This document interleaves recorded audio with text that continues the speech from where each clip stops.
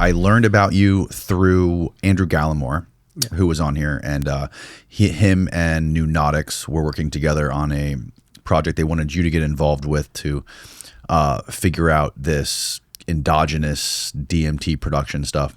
I want to start by talking about that stuff, but before that, can you give people like a brief history of yourself, your background and your work and your expertise? Sure. So thanks, first of all, for having me down here. And this is pretty cool. And it's nice to do this on a local trip too. Yes. Because I come just from Gainesville, about 2.5 hours up the road. I am at the University of Florida. I am originally trained as a pharmacist, and then I went to graduate school to go a little deeper into medicinal chemistry, which is really drug architecture, drug design, and drug development. And my interest has always been in natural products and pursuing natural products for benefit of humankind. First and foremost, because nature, I believe, has put plants out there for us, other natural products out there for us on this earth to use, to benefit our use, benefit our health, and potentially combat diseases that are also coming from nature. So I believe there's a balance and a yin and a yang there. But I've always been interested in more psychoactive plants. Really, the first one was in high school, and it was just caffeine, just caffeine from the coffee plant. And interestingly enough, I've ended more recently studying another plant in the coffee family, Mitragonus speciosa, which is the plant that produces Kratom. So we'll talk about that, I'm sure, in more depth. But caffeine, I did a small project in high school looking at the caffeine concentrations in different sodas. This was before the FDA required labeling it. And so we found Mountain Dew was pretty high in caffeine content. There was an old Jolt Cola. And sugar. That was really high. Oh, yeah, they're all loaded. Remember Surge? Yes. I think they banned loaded. That. Yeah, and those are just, those are good examples of too much sugar and too much caffeine. And that's a formula for wildness. And in fact, we were so goody two-shoe in high school. Our Friday nights consisted of a case of Mountain Dew, and we would just jam band in the basement. That's what we did. But moved on from that, went to pharmacy school, and then got involved in research when I was in pharmacy school at Ohio Northern University. Graduated, got my pharmacy license, practiced as a retail pharmacist. Actually worked originally for Publix pharmacies, so I'm very familiar with how they operate, and really enjoyed those interactions with customers, what we called them back then. Now patients is the preferred terminology in pharmacy practice. But from there, I went to University of Georgia, did a 4-year stint to get a PhD, and I worked with chemicals there that were built to mimic a chemical called lobeline, which came from a plant called Lobella inflata, which was a Native American tobacco plant. So it didn't have nicotine in it, but it had compounds that we thought interacted with nicotine receptors. And we studied that. We did a lot of work, never really went anywhere. But then I got an opportunity to do a postdoctoral, kind of like a residency for a physician, do a postdoctoral stint at the University of Minnesota for Phil Portuguese, who is a distinguished professor of medicinal chemistry there. He was the editor-in-chief of the Journal of Medicinal Chemistry, but he's considered to be one of the real chemistry fathers of the endogenous opioid system in terms of discovering compounds that would block the effects of opioids. So he defined that there are 3 opioid receptors before genetically we knew that there was actually 3 distinct opioid receptors. He did that through chemistry. And so getting training with him, working directly with opioids and opioid chemistry isolated from the poppies, I got more and more interested. Started my career in 2001 at the University of Mississippi, which is well known for natural products research. And when I arrived there, they had one of the largest repository of natural products samples in the country. Didn't have anything studied in the central nervous system. And I thought, man, this is a gold mine to walk into. They also have at the time, the only federally funded marijuana farm. And so we had In what year? access. This was in 2001. Oh, the, wow. the marijuana farm actually predates the National Institute on Drug Abuse. So it was funded all the way up until very recently by the National Institute on Drug Abuse, and served as the only source for studies that could be funded from the government to look at marijuana, the effects of marijuana. And so there was experience with very controversial plants there. They weren't shy for me to study what I wanted to study. And the first plant that came into mind was really Salvia divinorum, also called diviner sage or magic mint. It's a mint plant, and it has probably one of the most potent hallucinogenic compounds ever discovered in it, called salvinorin A. And nobody knew how this compound interacted in the body. And then Brian Roth, who's at the University of North Carolina, actually did a full screening panel on it and published this amazing paper showing that it was highly selective for the kappa opioid receptor. Well, it was a total mind blow because every compound that's ever been described for opioid receptors has a nitrogen in it. Salvinorin A doesn't have a nitrogen at all in the molecule structure. And so it broke all the rules of what a structure had to look like or contain to interact with opioid receptors. And that's really what started us down that pathway, was how in the heck is this thing interacting with opioid receptors, particularly kappa opioid receptor, which is dysphoric in its function instead of euphoric, like the mu opioid receptor. So the mu opioid receptor is the target for things like morphine and heroin and fentanyl. And the kappa opioid receptor is sort of the yin to that yang that cause you to feel miserable. And in fact, they were developing compounds in pharmaceutical companies that were very selective for kappa opioid receptors way back when, and animals weren't liking those compounds. They wouldn't take them, but they gave great pain relief. And they thought they were onto the holy grail of very potent painkillers with, no abuse potential. And then they started human trials, and all the humans ran for the doors after their first dose because it was so dysphoric. Oh, wow. Interesting. And that's what really fascinated me, was people were utilizing Salvia divinorum to get high and have this sort of hallucinogenic experience, many times described as being a very dark hallucinogenic experience. And then it became famous because Miley Cyrus actually had a YouTube video where she was smoking Salvia divinorum, and it sort of blew up in the early 2000s. Really? Most people really didn't get that much from it. I mean, it was a fad thing, and I think it kind of faded away. Some people really like it. Some people still tell me they use it and come across it. It's very easy to grow. It's a mint plant, so if you've ever had mint growing in your garden, it's almost impossible to kill it once it's established because it just keeps coming back. But yeah, these plants were really easy to grow. We got a couple plants and we propagated them to a couple hundred easily. Wow. But that was a cool project, and that project actually led me to Mitragana speciosa, because I was invited by the National Institute on Drug Abuse, who funded us for a grant on Salvia divinorum, and said, hey, we want you to come and talk on naturally occurring analgesics or painkillers, right? So that led me into researching the literature, and that's where I came across Mitragana speciosa. Okay. I want to get into the that stuff, and the kratom stuff. But first of all, how and why did Gallimore and these guys at New Nautics get a hold of you, and what were they looking to get you to help them with? Yeah, so they were very familiar with my work in in Kratom or Kratom. I call it Kratom. I've sort of acquiesced to the American Kratom is really the way it's pronounced in Thailand. Right. And interestingly, in Thai, I believe it translates to home.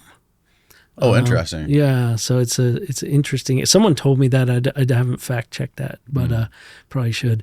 But yeah, Kratom is what we always called it because we knew it was Kratom. Kratom sound like you got to really emphasize. Yeah, it's a lot of work. Yeah.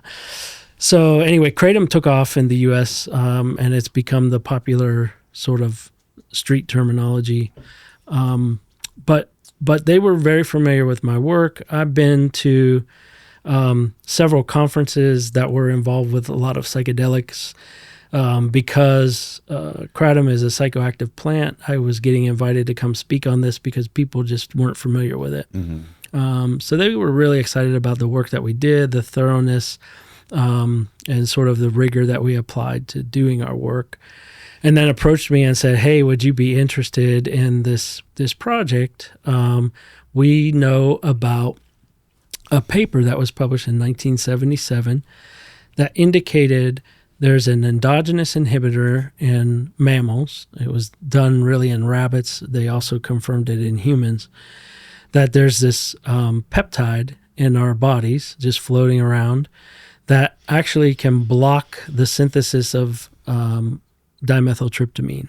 So endogenous dimethyltryptamine that our body is producing, there's enzymes that have to synthesize that because you start with tryptophan, the amino acid, and then our bodies start to build that into tryptamine, and then it starts to methylate with these what are called indole and methyltransferase enzymes. And so what we're searching for is this endogenous inhibitor to see if we can replicate that paper from 1977, first of all, and identify these reported endogenous inhibitors. The importance of that is because they did not characterize them back in 1977. And that paper has just been sitting there untouched, unexplored after that report. And so Andrew was really interested in, hey, sorry to interrupt. No. What was the goal of the research that led to that paper in 1977? Like, who was doing it and what were they looking for specifically? Do you know? Yeah, I'm not even familiar with who was doing it, and I should be, but the work was done really to see if this indole and methyltransferase, which produces other things besides DMT as well, but is there an endogenous system that inhibits it? Because that's what they were looking for. Mm-hmm. And that's what they found. And the reason behind wanting to find an inhibitor is there's been an association with an overexpression or overabundance of this enzyme in patients that have schizophrenia. And so if you think about that, an overabundance of the enzyme should produce an overabundance of endogenous DMT. That DMT will cause hallucinations, whether they're visual, auditory, or just mind, playing tricks on itself, which are a lot of the hallmark features of schizophrenia. And so the whole point was, if we can find this peptide, it will be potentially a new way to treat schizophrenics. The inhibitor peptide. The inhibitor peptide. If we can't utilize the inhibitor peptide itself, then my expertise also involves taking peptides, small peptides, and making small molecule mimetics of those peptides. So we have another project in my lab that really looks at this exact role. And I think that was what made Nunautics feel really comfortable with what we're doing. We understand and respect the natural products world, but we also do a lot of small molecule synthesis based on endogenous peptides and the knowledge of those peptides. And so we work on a project called Neuropeptide FF, which was thought to be an anti-opioid peptide. So when we secrete endorphins, we also secrete this sort of anti-opioid peptides to keep our bodies in balance, and we won't become tolerant to our own endogenous opioid system. We won't become, sort of non-responsive when that system is activated.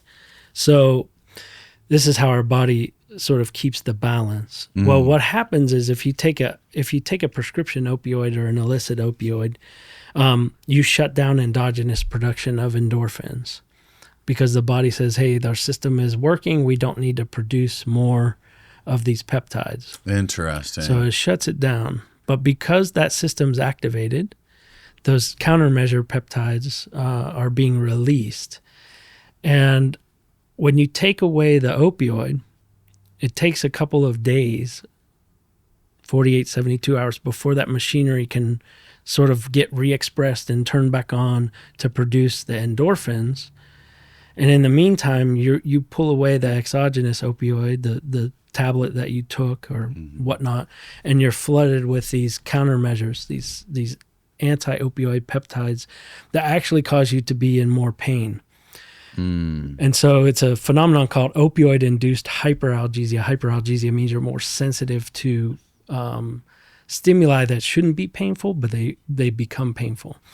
So example would be if someone pulled a tooth, if what someone was at the dentist had a tooth extracted, they give you some opioids to go home with and some, anti-inflammatories like ibuprofen or something to knock down the inflammation, because the pain is really coming from the inflammation and the irritation that they did to take that tooth out. Within a few days or a week, that should all be resolved and there shouldn't be any pain left. But many times people will run out of the opioid and say, I feel it throbbing now and it's really in pain. And the dentist could look at it and say, well, all the inflammation's gone. It shouldn't be problem anymore, but they're complaining of such severe pain still. What happens? They get another prescription for an opioid. Right. And it sort of starts down this potential pathway, right? That they could become physically dependent on those opioids. And so this is a project that we've been working on for a number of years as well, trying to find small molecule blockers of that system that you could essentially give with oxycodone or morphine or whatever opioid agonist at the same time. And the two things would happen. One is it would slow or block completely the tolerance development. So you could use the same low dose of opioid for a long period of time to get pain relief and not have to develop tolerance. So you wouldn't have to increase the amount that you need to take. And then that increasing the amount that you need to take, our bodies develop tolerance to opioid pain killing faster than they develop tolerance to the constipative effects or the respiratory depressive effects of opioids. And so as you start to increase the dose to get the pain relief, you start to get closer and closer to more increased constipation and more chances of respiratory depression, right? So if we can figure out a way to counteract that with these peptide mimetics, give them at the same time, then hopefully you wouldn't develop tolerance. And then when you go off of the medication, you would also not develop that opioid-induced hyperalgesia. And all this has been shown to work in animals, but we've not translated anything towards humans yet.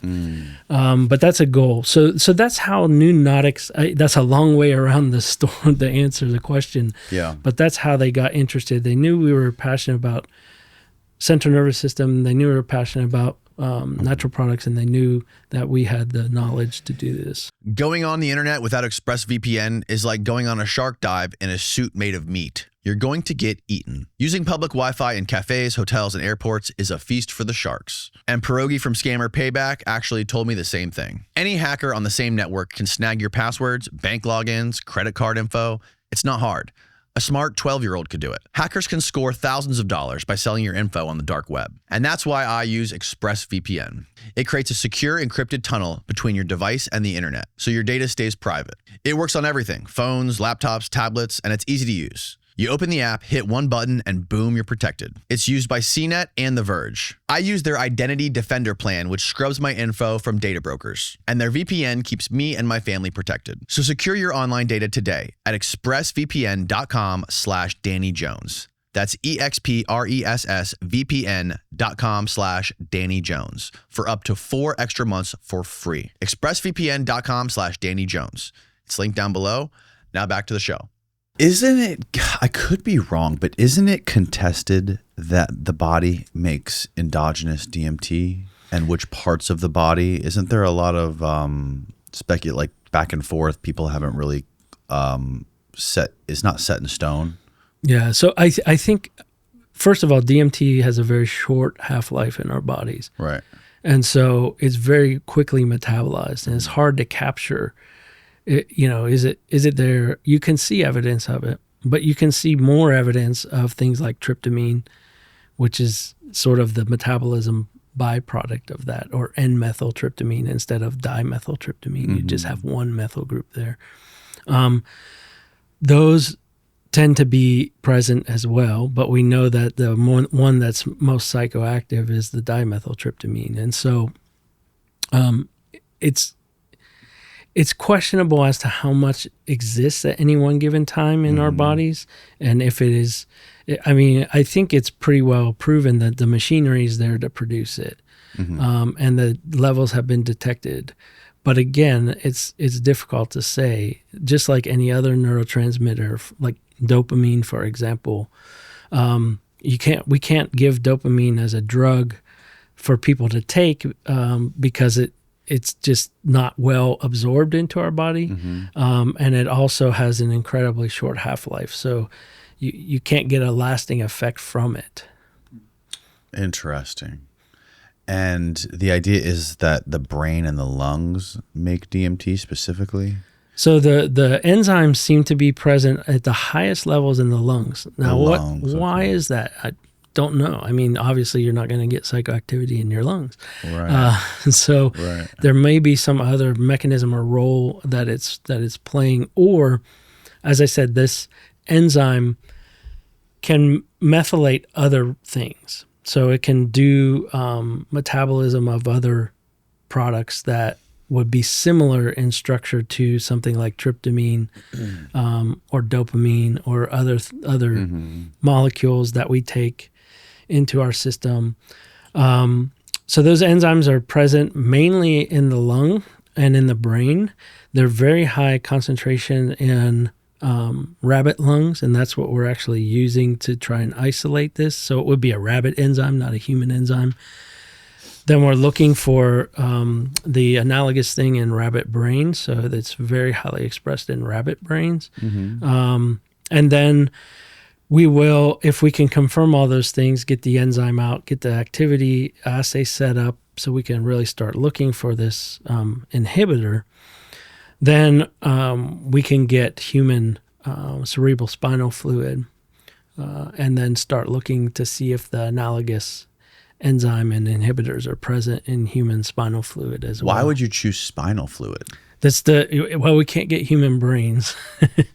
So we can't sample human brains. Okay. And the literature has reported that the enzyme is present in the spinal fluid. So, interesting. So we think we should be able to get it from spinal fluid. And believe it or not, you can purchase pooled human spinal fluid from medical supply companies.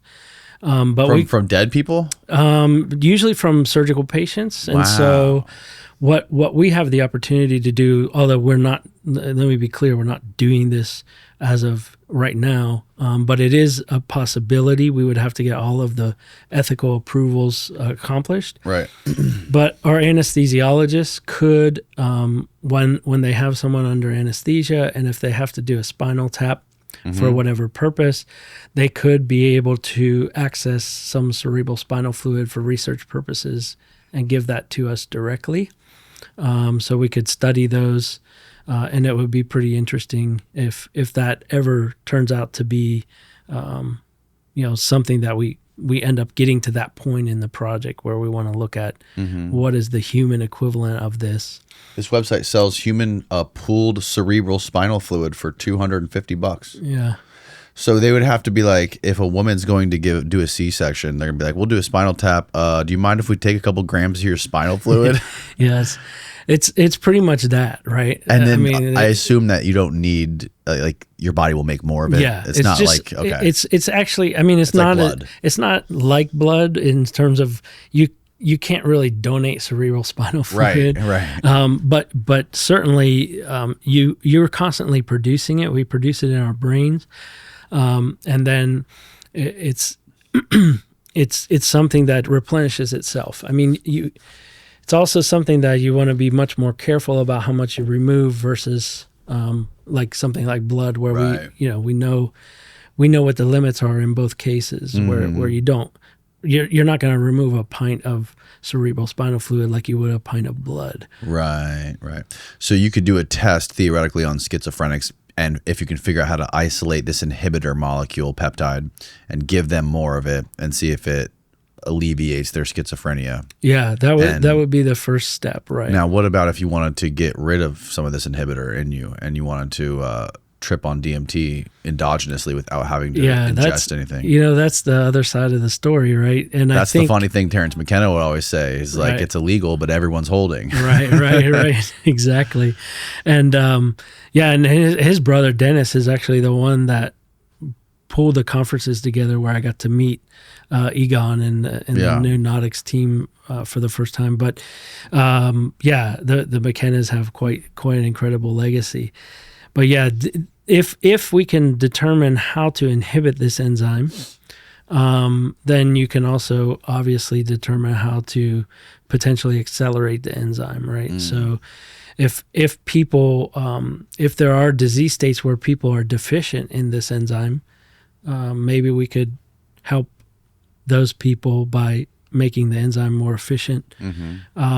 If there are opportunities to also work in psychiatry to help modulate mind, areas like so much work going on now with psilocybin, so many other psychoactive substances that are showing benefit in some populations. And so if we can get an understanding of how to regulate this enzyme and potentially regulate DMT production endogenously, there's a lot of possibilities there. I mean, the first and foremost would be, can we do something to help schizophrenics, because it's a terrible, debilitating disease. Do we know the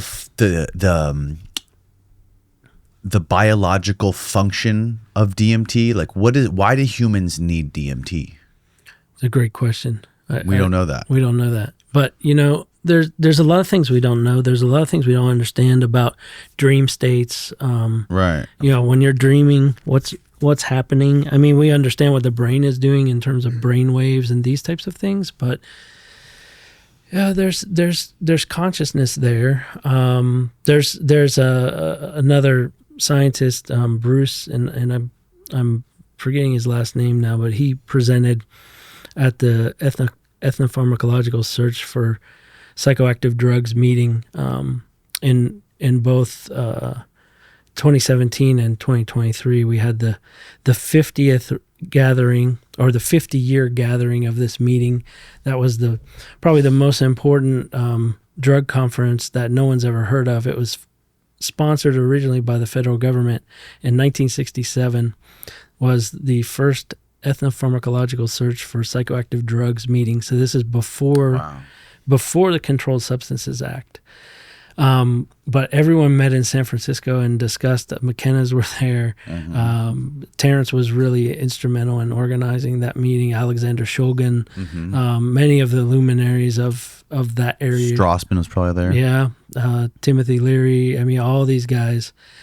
And they had this wonderful meeting, and a proceedings book was put together. And so Dennis McKenna decided, in honor of his brother and in honor of that meeting that happened, to reignite it and redo it in the 50th anniversary of it. So in 2017, in a beautiful countryside home in England, we all gathered there, and that's when he invited me to come and talk about Kratom, because nobody knew about it back in the 60s. This was a new thing, and we're interested in looking into it. And so Bruce Dahmer? Yeah, Bruce Dahmer. That's it. Bruce is fascinating. Astrobiologist. Yeah, he talks about endogenous tripping. So where you can actually get your mind into spaces where you can have just very positive, loving spaces where you can see incredible colors. You can do all these things that you would do, say, on psilocybin. Like you can use like breathing techniques and stuff. But without that, I'm not sure exactly what his techniques are, but he would be a cool person for you to talk to, I'm sure. He was describing all of this, and when I came back from the meeting where he presented this one was in 2023. I was actually had just started practicing transcendental meditation. And transcendental meditation, for me at least, would do a lot of that, what he described. So you get your mind into a space where you're focused and you transcend where you are. So you're conscious, but it's another level of consciousness. So you're completely still, you're quiet. There's no breathing techniques. There's no techniques with it. It's a mantra associated, sound associated trance that you put yourself into. And then, I don't know if trance is the right word, but it's just this state of mind that you get into. And then I've had experiences during meditation, and it's only 20-minute meditation twice a day.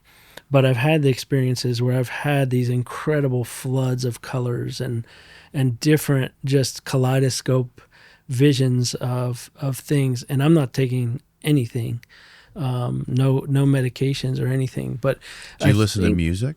No, you're completely in quiet space.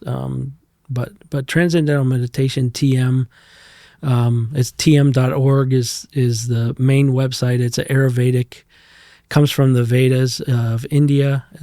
It's very rooted in this sort of peace, love, relaxation.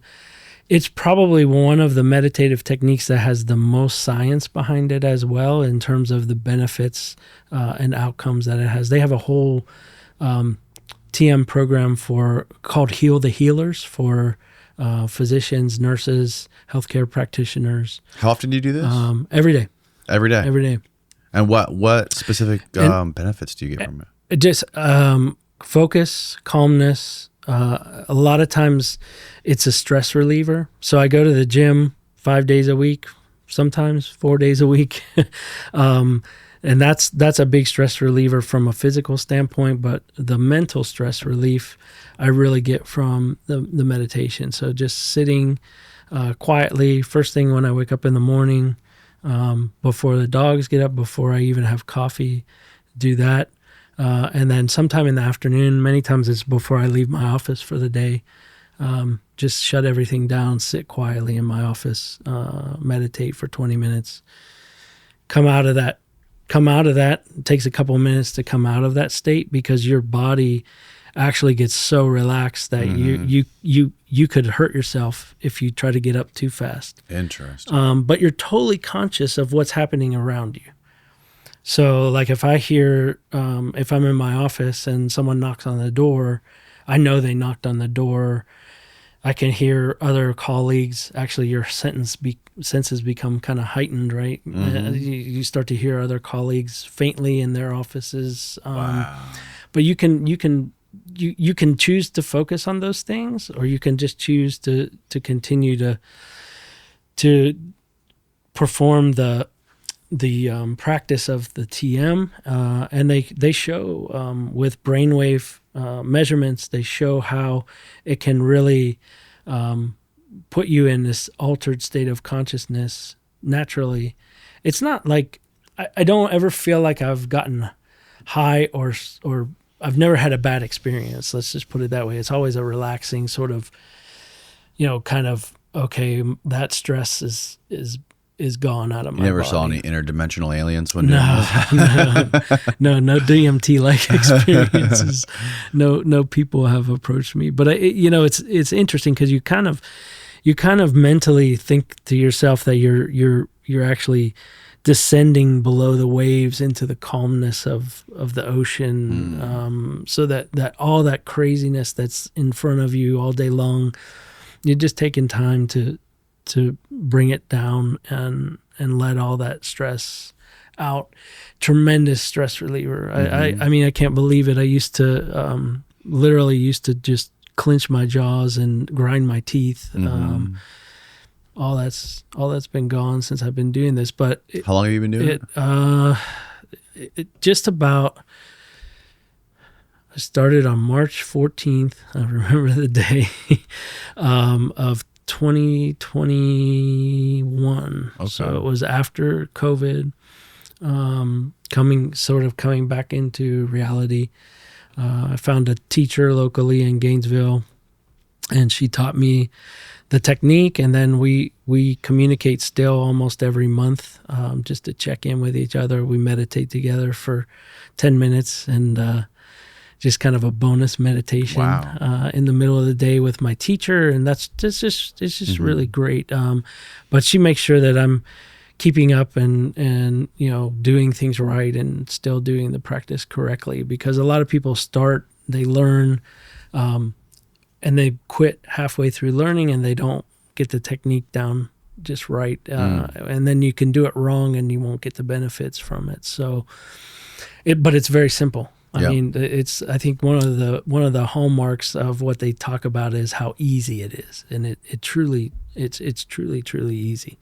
1 out of 8 Americans is currently prescribed to anti-anxiety medications, and that's why the Amanita muscaria mushroom is growing in popularity, because of its ability to ease anxiety. Even better, it's non-addictive and it activates the same GABA receptors as benzodiazepines and alcohol, making Amanita a great natural way to help taper dependency. Stress and anxiety make it easy to slip back into addiction, and that's why thousands are turning to Amanita muscaria from Minnesota Nice. It's not a magic bullet. Full recovery still needs community and support. Its founder, Christian Rasmussen, used Amanita muscaria to overcome his own withdrawal and built Minnesota Nice to make natural healing accessible and affordable. Their capsules kick in within an hour and last up to 6 to 8 hours, and the cost is a fraction of pharmaceuticals. Minnesota Nice isn't hype. They're building a legit Amanita market in the US, and that's why I'm super proud to have them sponsoring this episode. Plus, they give back, like donating $12,000 to the Fungi Foundation and leading new research with brain mechanics. Minnesota Nice wants to help you find harmony. Head on over to mnniceethno.com/DJ and use my code DJ22 for 22% off your first order. That's mnniceethno.com/DJ and use code DJ22. Yeah, consciousness is such a funny thing. How you can tinker with it by doing things like meditation and other stuff like that. But it's also just so interesting to hear about ways you can tinker with the chemistry of the human body to alter consciousness.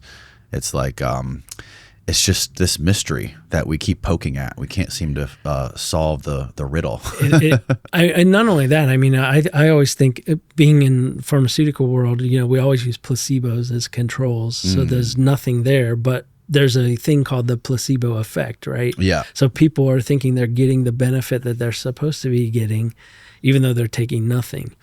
And so what is the power of the mind doing in those situations? Right. No one monitors their brain waves. No one monitors what their neurotransmitters are doing when they're taking the placebo. Right. There could be a whole just personal psychoactive experience happening in there that's making you feel like you've gotten this benefit. And then you have people that are like hypochondriacs that think like when they have like a headache, they're dying of brain cancer. I know people like this. And they get a headache and they go to the hospital.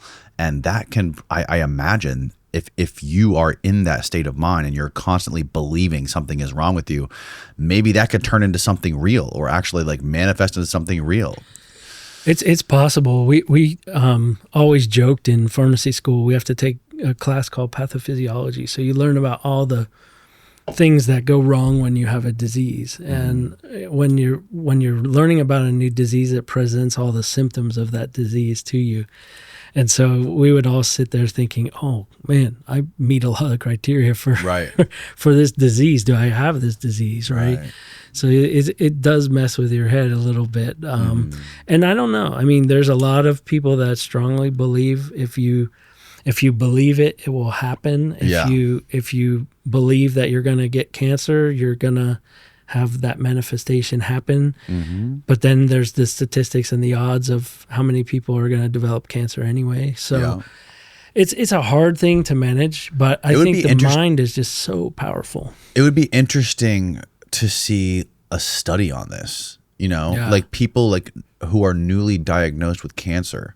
That's like that's the thing. It's like that's a really unethical study to do. Like to take one group and basically do it the way communicate, like have the doctors and the physicians communicate to the patient in a way that's like, look, you have cancer. It's not good. You have X amount of days to live. And then the other group being like, look, you have cancer. You're going to be totally fine. Go outside, eat good food. You have a good chance to live, and see like what the difference. I would be curious to see what the difference would be.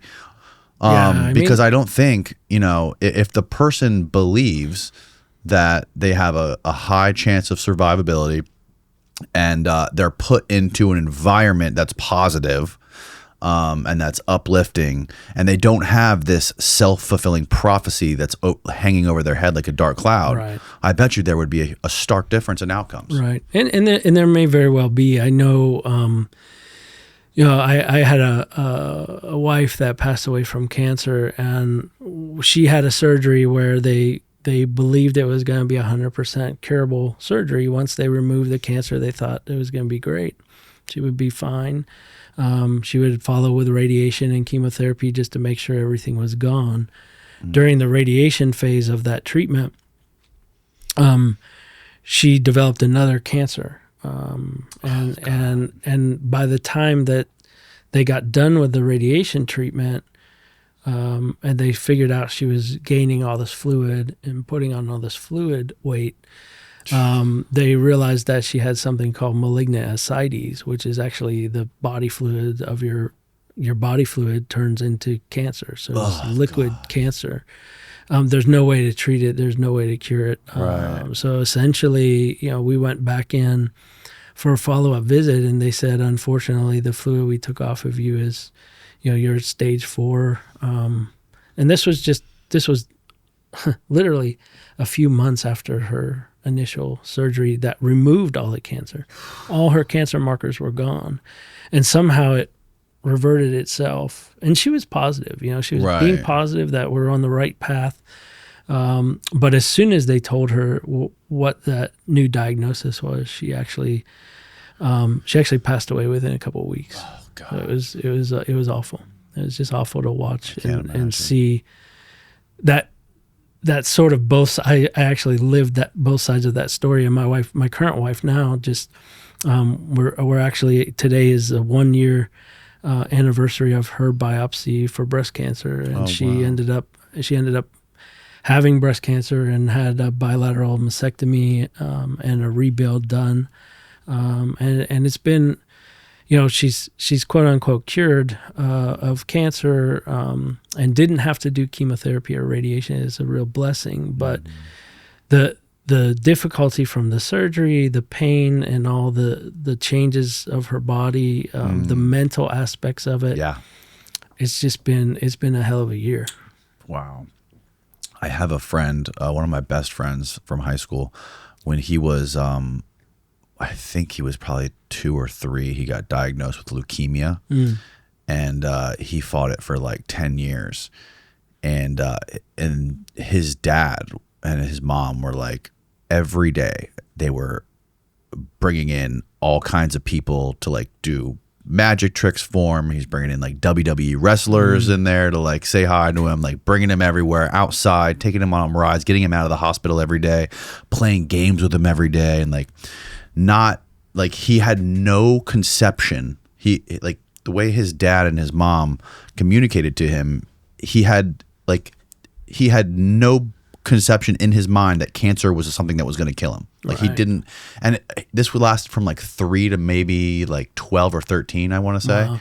And he was in and out of the hospital the whole time. And he said like during that time, like he knew he was sick, and but he never like felt like his life was in danger.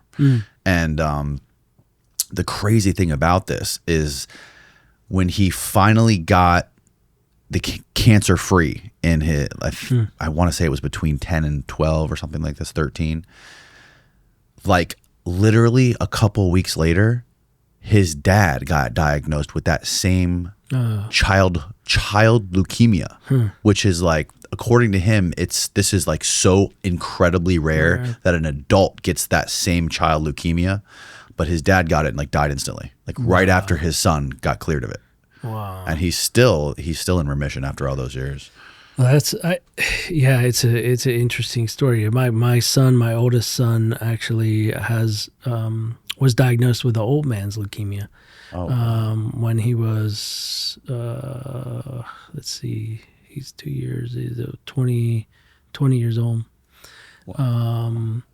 And he was diagnosed with CML, which is chronic myeloid leukemia, which is usually what happens to 50, 60-year-old men, not young, healthy, supposedly healthy adults. And it presented to him just as sort of allergies and feeling sick. Yeah. And we never really thought twice about it. And my wife is a oncology specialist, nurse, and you just wouldn't really think about it. But he called and said he couldn't keep food down and he was coughing up blood. And I said, you need to go see the physician. And they did blood work on him. And sure enough, his white blood cell count was incredibly elevated, dangerously elevated. And they ended up immediately getting him in the emergency room. And it was lucky for us because we have connections in the medical world and in the pharmacy world to research world to find who are the best physicians to take care of this. And we ended up getting the physician for him that was able to bring a lot of the drugs to market for this disease through clinical trials. And he wanted to take him on because they don't see young men with this type of cancer. Right. And so he said, this is something I really want to study and have him a part of us. And, it brought up a lot of discussions in our home about healthcare access. We're fortunate being in the system, how to navigate the system very easily. Yeah. And because of the people we know, we were able to get him the best treatment very quickly. But it also created a long discussion for us about healthcare access, and the average person doesn't know how to navigate the system, and certainly doesn't know what to do. It's like it's created to be confusing. Yeah, and there's this guy, former UFC fighter Ben Askren, who just got an infection, and it somehow got into his lungs, and he had to have a double lung transplant. Wow. And his insurance denied it, like straight up just denied his coverage. And he did like a GoFundMe, and Jake Paul, I think, actually raised a bunch of money because he did like a boxing match with Jake Paul a couple years ago. And Jake Paul, I think he donated like $500,000 to fund this. Wow. But like, what a crazy world we live in when we have like the worst insurance, like the worst insurance, whatever in the world. Like our insurance and our healthcare and all this stuff is like so backwards. It's crazy. It's so difficult too because it's literally a triangle. It's like you have quality of healthcare, you have access to healthcare, and then you have payment for healthcare. And we always hear politicians say, "Oh yeah, we're going to improve access, we're going to improve quality, and we're going to reduce costs." That doesn't work in the equation. So if you reduce one thing, you reduce the quality, you reduce the access, because the only way to reduce costs is to unfortunately reduce access or reduce quality. So it's a very difficult place to be, and I think that the reason that we haven't had a very successful healthcare overall plan or discussion as a nation is because of that factor. Everybody makes the promise and runs on the promise of, we're going to do these things, but when it comes down to reality, you just can't do it in healthcare economics. One of the most absurd things that I learned about a couple of years ago was that if you go to the doctor and you tell them you don't have health insurance, they literally will cut your price down by like 40% or something crazy. Like, just because you have insurance, they automatically inflate the price. And I think it's legal. It's part of the law now. If you tell them you don't have insurance and you're paying out of pocket or whatever, the price drops like huge. It's amazing that the insurance companies have driven the cost of healthcare as much as they have, and essentially providers will bill to see how much the insurance company will pay, and then the insurance company comes back and says we're going to pay this much, but that's higher than, like you said, what they would normally charge anyway. So it's kind of a mess, and we still end up pushing all the fingers to point at the pharmaceutical companies for the cost of drugs, and no one ever talks about the insurance being out of whack and being really what's causing a lot of this healthcare costs to just skyrocket. Right, totally. Yeah, and then to the cancer thing too, it is crazy that after all of the decades that we've been researching cancer treatments and all this stuff, we haven't found anything better than radiating people. Yeah, it seems like such a primitive form of treatment for something that we've been studying and dumping so much money into for so many years. Yeah, I mean, we've had there are some really good success stories, but you're right. Overall, most people that end up with some sort of form of cancer end up with a radiation and a chemotherapy plan to follow through with it. Very few times is it just a surgery that can take care of the situation. And a lot of people dismiss that surgery as, oh, you're cured of cancer, it's all good. But that surgery could be disforming. It could be, something that now creates pain for the rest of your life. Right. So there's other problems. Yeah. Yeah, and surgeries. I think it was like the second leading cause of death in America was like mistakes in surgery or like probably medical malpractice and like people getting infected in hospitals and medical mistakes in hospitals. As they say, hospitals are no place to get well, and and the mantra of pharmacists is drugs are to sell, not to take. So there's a lot of side effects with medications, and unfortunately people end up treating some of the side effects with more medications, and so you end up in this sort of catch-22 space. Yeah. And I've also, what is this, Steve? Medical malpractice deaths are a significant cause of death, but there's no single leading cause of malpractice deaths. Widely cited 2016 Johns Hopkins study found that medical malpractice errors are the third leading cause of death in the U.S. Okay. So in 2016, it was the third, with an estimated 250,000 deaths annually. God. Holy crap, dude. That's a lot, man. That's a lot. So it's That's scary. It is scary. It's scary to think about that, and it's scary to think about how opioid overdose has come close to that number as well. The preventable causes of death, I think, all preventable causes of death are unfortunately the leading causes of death, right? Yeah. Another thing I've always been fascinated by is like this idea of gain of function research when it comes to medications and drugs, similar to like what Brian Roth is doing with his in North Carolina with that grant. I think he got a grant from DARPA to take the psychedelic trip out of psychedelic drugs to treat things like PTSD for soldiers and stuff like that. Which is, I mean, I've talked to many people about this on here, and I'm just like, and I've always wondered how you would get the benefits of psychedelic drugs without the psychedelic trip. And it seems like that is like the most important aspect of the drug. Aging isn't just about getting wrinkles or feeling tired all the time. Inside your body, there are 12 hallmarks for aging that determine how well and how fast you age. When these systems start to fail, it's not just about how you look or feel. It's the same biological breakdown that leads to Alzheimer's, cancer, heart disease, immune failure, and loss of mobility. Your energy drops, inflammation becomes constant, and your cells lose their ability to repair themselves. The damage builds silently for years until it shows up as disease. Scientists have discovered a compound that helps slow all 12 hallmarks of aging. It's called spermidine, a molecule your body makes naturally, but produces a lot less as you get older. You can find traces in soybeans, mushrooms, and aged cheese, but not enough to make a difference. Most spermidine supplements come from wheat germ extracts that vary in potency and don't provide enough of the active molecule to be effective. And that is why I take Clean Being by Verso.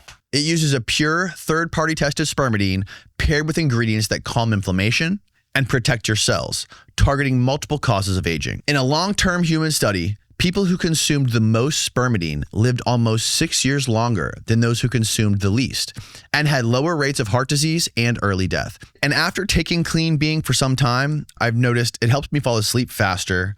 I wake up way less groggy, in a far better mood. My hair's growing better. I don't get sick as often. And believe it or not, it's actually improved my vision. You can't stop aging yet, but you can slow it down. Head on over to ver.so and use the coupon code Danny at checkout to save 15% on your order. Or go to ver.so/Danny. It's linked down below. Now back to the show. And I think, we have to learn that, right? Yeah. We have to learn if that's really the case or not.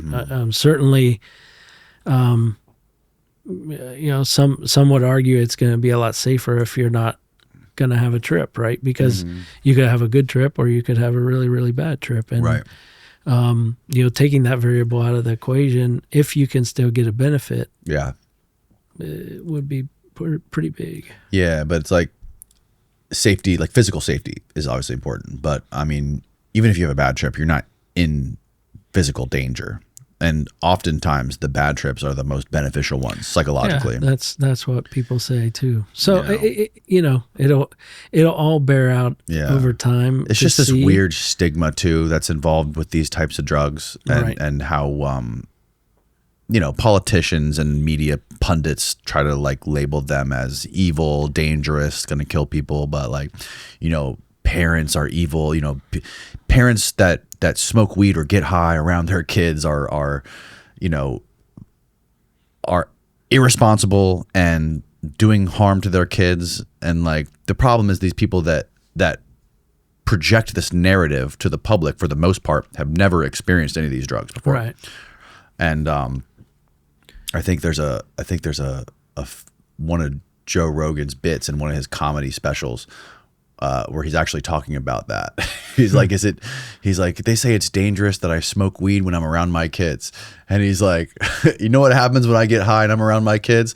They maybe get a few extra hugs and I worry about objects more. Yeah. It's really interesting. I mean, I think there's a lot of things that get completely twisted and taken out of context. The perfect one for me right now, and work that we're hoping to start soon. We're just waiting for our shipment to arrive of coca leaf from Peru.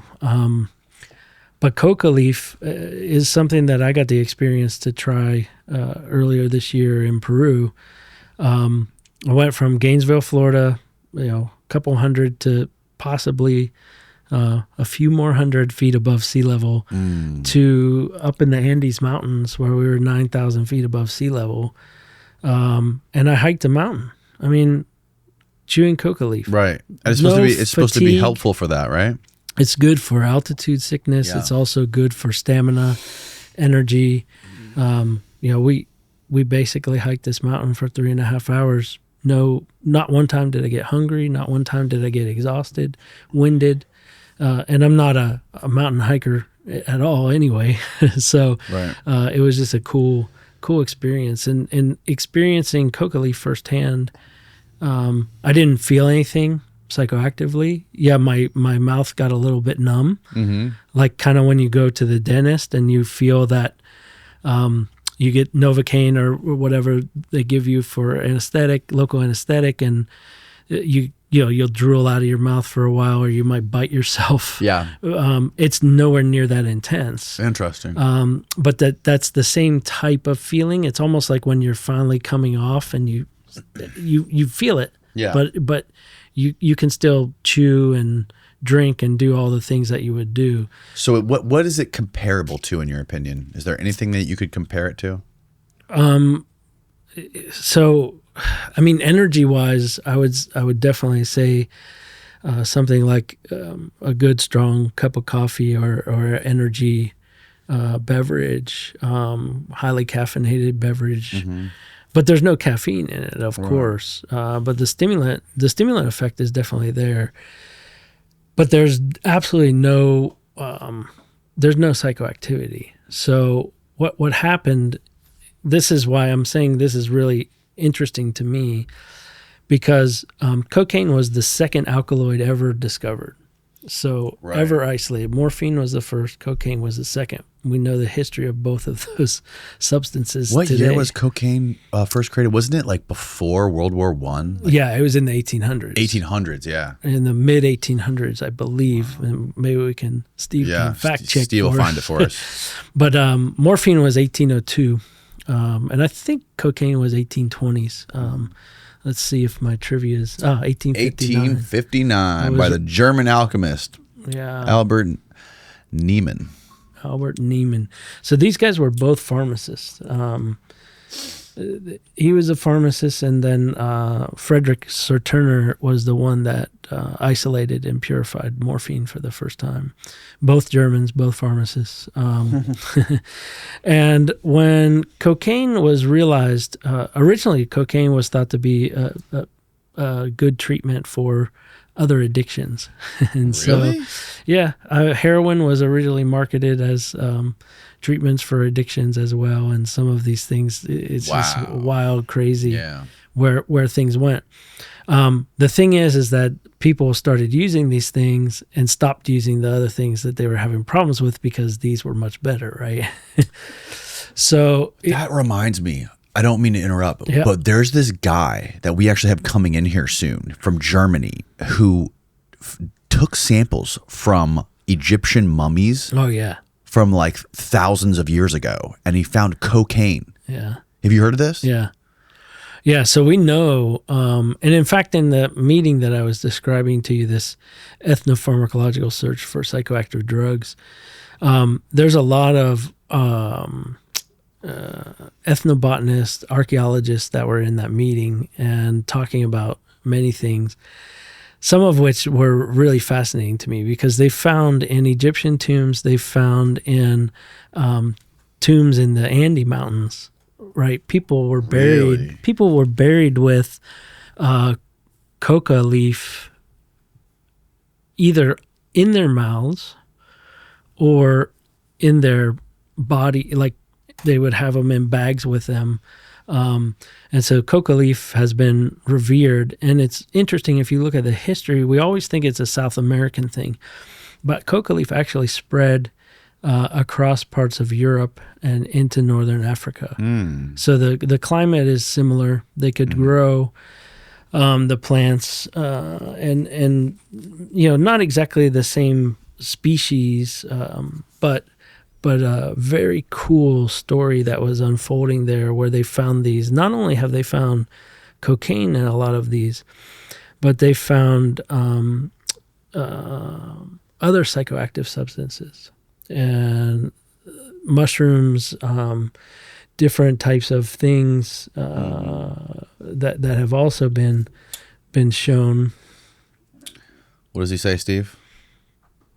Hinnet Tau was the mummy that they found cocaine in. A priestess from ancient Egypt and other remains. The toxicologist and her team, they found this. They found the coke, though. They found cocaine, traces of cocaine, nicotine, hashish in the mummy's hair, bone, and soft tissue. Whoa. Yeah, so it's pretty well known that substances were being used. There was another talk at this meeting where many of the stories in the Old Testament of the Bible, which is the foundation for, you know, our three main global religions, Christianity, Judaism, and Muslim, the Quran. So many of the stories that are in there are thought to be explained by hallucinogenic substances being there's used, lots right? of theories, And so it was interesting discussions in the meeting and talking about this, but there had always been a lot of speculation, but really no hard evidence until the last few decades when they've been able to actually get into some of these tombs and find substances that were buried with people when they were either mummified or just buried and entombed with many different trinkets or pouches or whatnot that were filled with psychoactive substances. Yeah. Yeah, there is so many theories when it comes to like psychedelics being the foundation of religion and stuff like that. But there is, there's tons of evidence. Like, have you ever heard of Galen? Marcus Aurelius' physician? He's written more than 10% of all of the ancient texts that we have from antiquity in Greek. And there's tons of books written about him. There's tons of PhD dissertations written about him because he was just a prolific philosophical mind who also happened to be like the Surgeon General of the Roman Empire. And he wrote extensively about like all of the prescriptions and medications, cocktails that he was putting together and testing on people and giving to Marcus Aurelius, including like opium. And he was creating these venomous cocktails with vipers. Like he would use like 11 different North African viper venoms and viper flesh combined with opium into this cocktail called a theriac that he was giving to Marcus Aurelius, because Marcus Aurelius was paranoid that he was going to get assassinated by somebody with poison. That's how they traditionally, was the most common way of assassinating somebody, was like getting them with like scorpion poison or snake venom or something like that. So he was every day drinking this theriac concoction to keep his immune system robust against this stuff. It's just fascinating to learn about, you know, ancient medicine being used in Jesus times. Yeah. You know? I mean, it's interesting today because, you know, the United States is really the only country in the world that has peanut allergies. And that's because we stopped exposing people to peanuts, infants to peanuts, because of a report that was really not scientifically sound. But it created a paranoia amongst a lot of parents that stopped giving peanuts to kids. And here we are today. You know, you hear about peanut allergies sometimes when you're on a flight, severe nut allergies, don't use any nuts. That was never an issue up until they came out with this wacky study that told parents not to give peanuts, and then the American Academy of Pediatrics or somebody sort of validated that as a issue. And then it propagated into what it is today. And really, we're the only country in the world that has this. And I got that out of Really? I got that out of the new FDA Commissioner Marty McCurdy's book, most recent book, which is really highly recommended reading. But one of the chapters in there is this whole peanut allergy. What's this guy's name? Marty McCurdy. Marty McCarty? Marty McCurdy. McCurdy. McCary. He's the current FDA commissioner. Oh, okay. Yeah. Interesting. So it's really good stuff. Yeah, it's like, why don't we? Is there a way to address that now? Like, what? Like now that we have this like epidemic of peanut allergies in kids, like, how do you? Is there a way to reverse that or address that problem? I mean, these kids are so unexposed to the peanuts that if they get exposed even to it in the air, they can have anaphylactic reactions. So it really is about having kids being exposed to peanut butter, peanut, containing foods early in their life. And yeah, it can be problematic if they get too much of them early in their life. But it sets them up to be okay later in life. Right. So, I mean, I love my peanuts. I have a hard time getting it up. So I'm glad I wasn't born during that time when all the peanut allergies started coming. No, what my kids' elementary school wouldn't let them have peanut butter jelly sandwiches. They had to do like sunflower butter or some goofy stuff. Yeah, they've changed cashew butter. Yeah, it's so crazy. Whatever it is. Yeah. Almond butter. Many different things. Maybe they can come up with peanut vaccines and they can sell those, make some money. Would be good. It was this prevalence really. What is this? Like peanut allergies were not always so common. The prevalence in American children more than tripled between 1997 and 2008. Yeah. Oh my God. Yeah. So it's a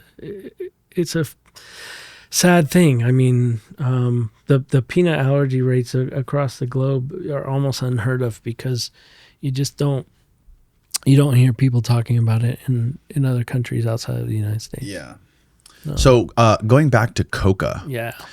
Coca seems like it could be similar to nicotine or caffeine, maybe, some in that group. So why is it illegal in the U.S.? Is it specifically because its connection to cocaine? So interestingly, yes. First, the answer is the connection to cocaine. But more interestingly, actually, the U.S. has it in a restricted category of Schedule 2 of the Controlled Substances Act, which means it's legal to use. It has a medical benefit. Oh, really? Although, like cocaine, like for... Well, because cocaine is still extracted from the plant itself. Right. And so if you make the plant Schedule 1, then you can't actually use it to get to the pharmaceutical grade cocaine. Right, because they use it for like eye surgeries. Eyes and things nose like surgery, that. yeah. And in fact, all the coca leaf that has been imported into the United States for the last, 100 some years, has all been done by the Coca-Cola company. And Coca-Cola had their original formula, had coca leaf, and it had the cola nut. So you had the Coca-Cola name. And eventually they made the formula where they took the cocaine and the alkaloids related to cocaine out of the coca leaf extract. But Coca-Cola and Coke Zero are the two formulas that still contain coca leaf extract, but obviously no cocaine in those formulas. And Coca-Cola tried to remove that and distance themselves completely in the 1980s from the coca leaf trade. But when they did that and they came out with new Coke, there was a huge backlash of people saying this is terrible. Yeah, this stuff it doesn't sucks. taste right. So they were forced to go back to putting the extract in. And so they import coca leaf into a company in New Jersey called the Stepan Company. And that company is a company that then processes the coca leaf, separates out the alkaloids, purifies them, sends them to a company that purifies them for the pharmaceutical industry and the forensics industries. And then the remaining extract goes to Coca-Cola as part of the formula. So they're the only ones who are allowed to have this right stuff. now. They seem to have a monopoly on it. So we're finally getting to the point where it took me 2 years to get approval and connections and everything to get coca leaf onto my DEA license so that I could do research with it. So, but we finally crossed all the bureaucratic hurdles. The last hurdle, believe it or not, it's approved by the federal government in the U.S. that I get it. It's approved by the government in Peru that they provide it to me. The last hurdle is a air carrier that will bring it into the United States. An air carrier? Yeah, like FedEx or DHL. So you have to go contact one of them and get them to. So they're not interested in carrying controlled substance in large quantities. We'll get it worked out at some point, but I got a guy. Been a problem. Yeah, I got a guy for you. I could potentially go down there myself and do it because I have the import permit. But we got Roger Reeves. I don't know if you remember Roger Reeves. We got this guy who was he was a pilot for the cartel back in the 80s or whatever, and he hired this guy named Barry Seal. Have you ever heard of Barry Seal during Iran-Contra? Anyways, he was smuggling like millions of dollars of pot and cocaine every single day between Mexico and the U.S. Oh, I don't know. He's still got planes. Yeah. They made a movie about him. I'll hit him up. Yeah, they did. It's called American something.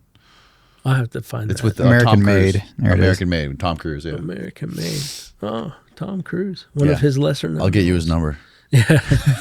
Yeah, so we can work that out. But yeah, it's been a process to get it. Now, I mentioned the United States actually has one of the least stringent categories globally. The World Health Organization has banned coca leaf. So it can't be used anywhere in the world. It's completely illegal anywhere in the world except for the countries in South America where it's used in the indigenous population. So it's allowed to exist in Peru, Bolivia, and Colombia. Of course, Colombia is also part the major producer of the illicit supply of cocaine. Mm-hmm. But there are registered and growing areas. Getting conversations with a faculty member of the University of the Andes, and it's really fascinating. They're doing metabolomic studies and and studies on the plant where people are growing it in different regions of Colombia, and they're talking about it having different flavor profiles, even though genetically the plants are exactly the same.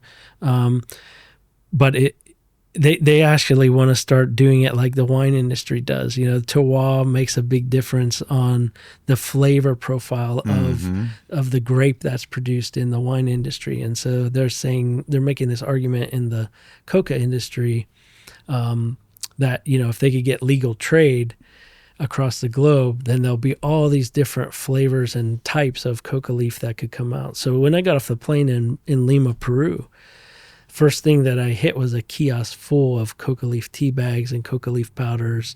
I went to the coffee bar there, and you can get coca leaf tea. Oh, wow. So I immediately ordered coca leaf tea, had my coca leaf tea. So I was definitely testing positive for cocaine at that point. But I went to this coca summit down there in Peru. And the whole idea of the coca summit was to bring together many of the thought leaders around this plant, researchers, tribal, leaders in South America, and have a week-long discussion around everything. And how could we best position ourselves for what's coming this year? And that what is coming this year is the World Health Organization sitting down to reconsider the scheduling of coca leaf.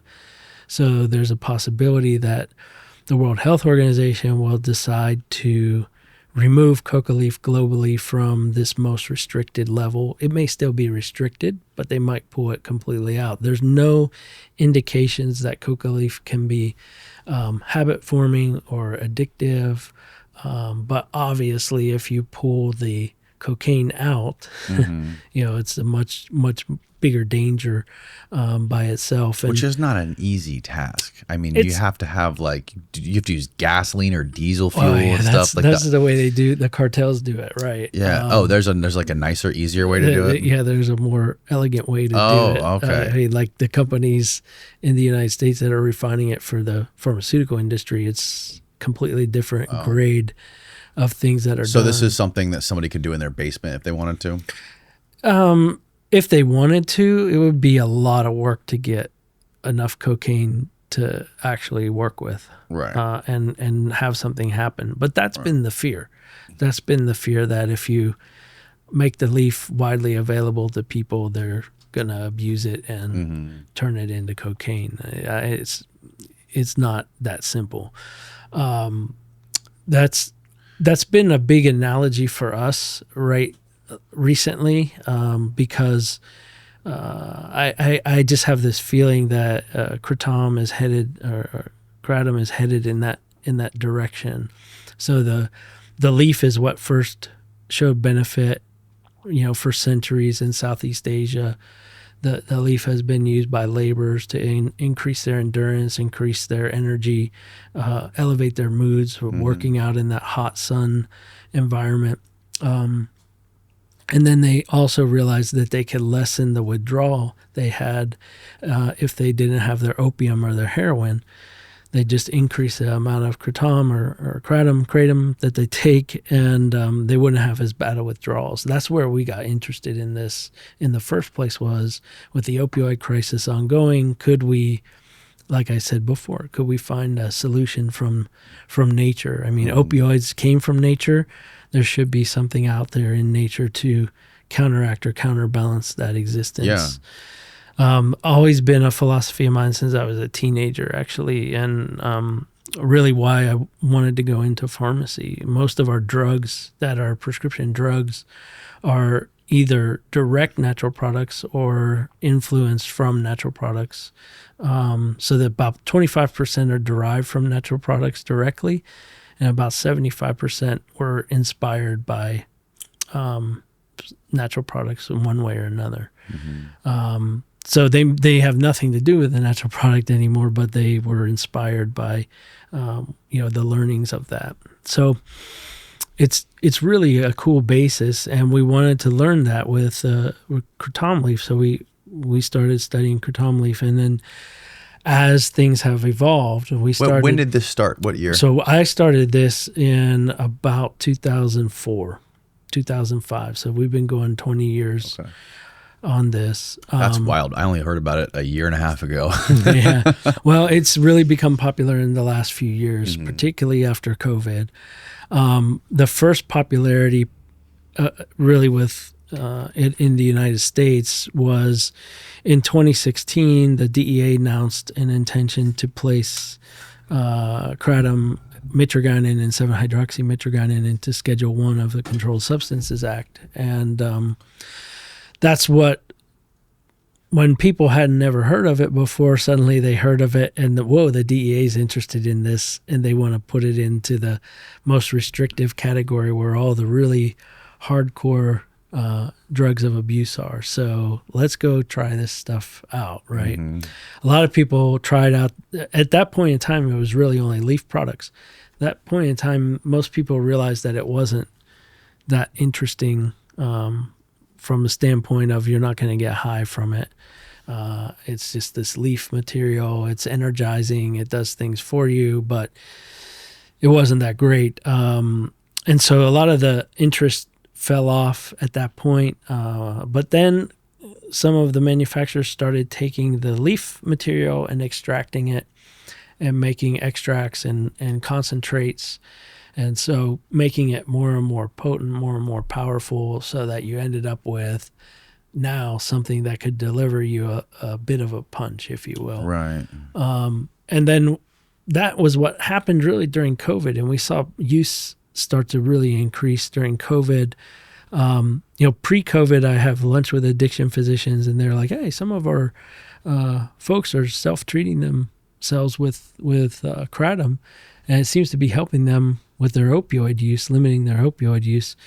It immediately brings to thought of what we just talked about earlier, right? Is this just a substitute for their opioid use? Is it a substitute, or is it really helping wean them off? And that's been a lot of the science we've been trying to study and figure out. But certainly as these extracts started to appear, and as we came out of COVID, those same addiction physicians said, hey, I got people coming in now that want to get off of these shots, and they're not kratom shots, and they're not able to get off of these without really help, right? And we don't understand what's the right treatment for it even. So most physicians, if they see someone with what we call kratom use disorder, instead of addiction, they're just using it inappropriately, too much of it. It could be dangerous use for that person, but they have severe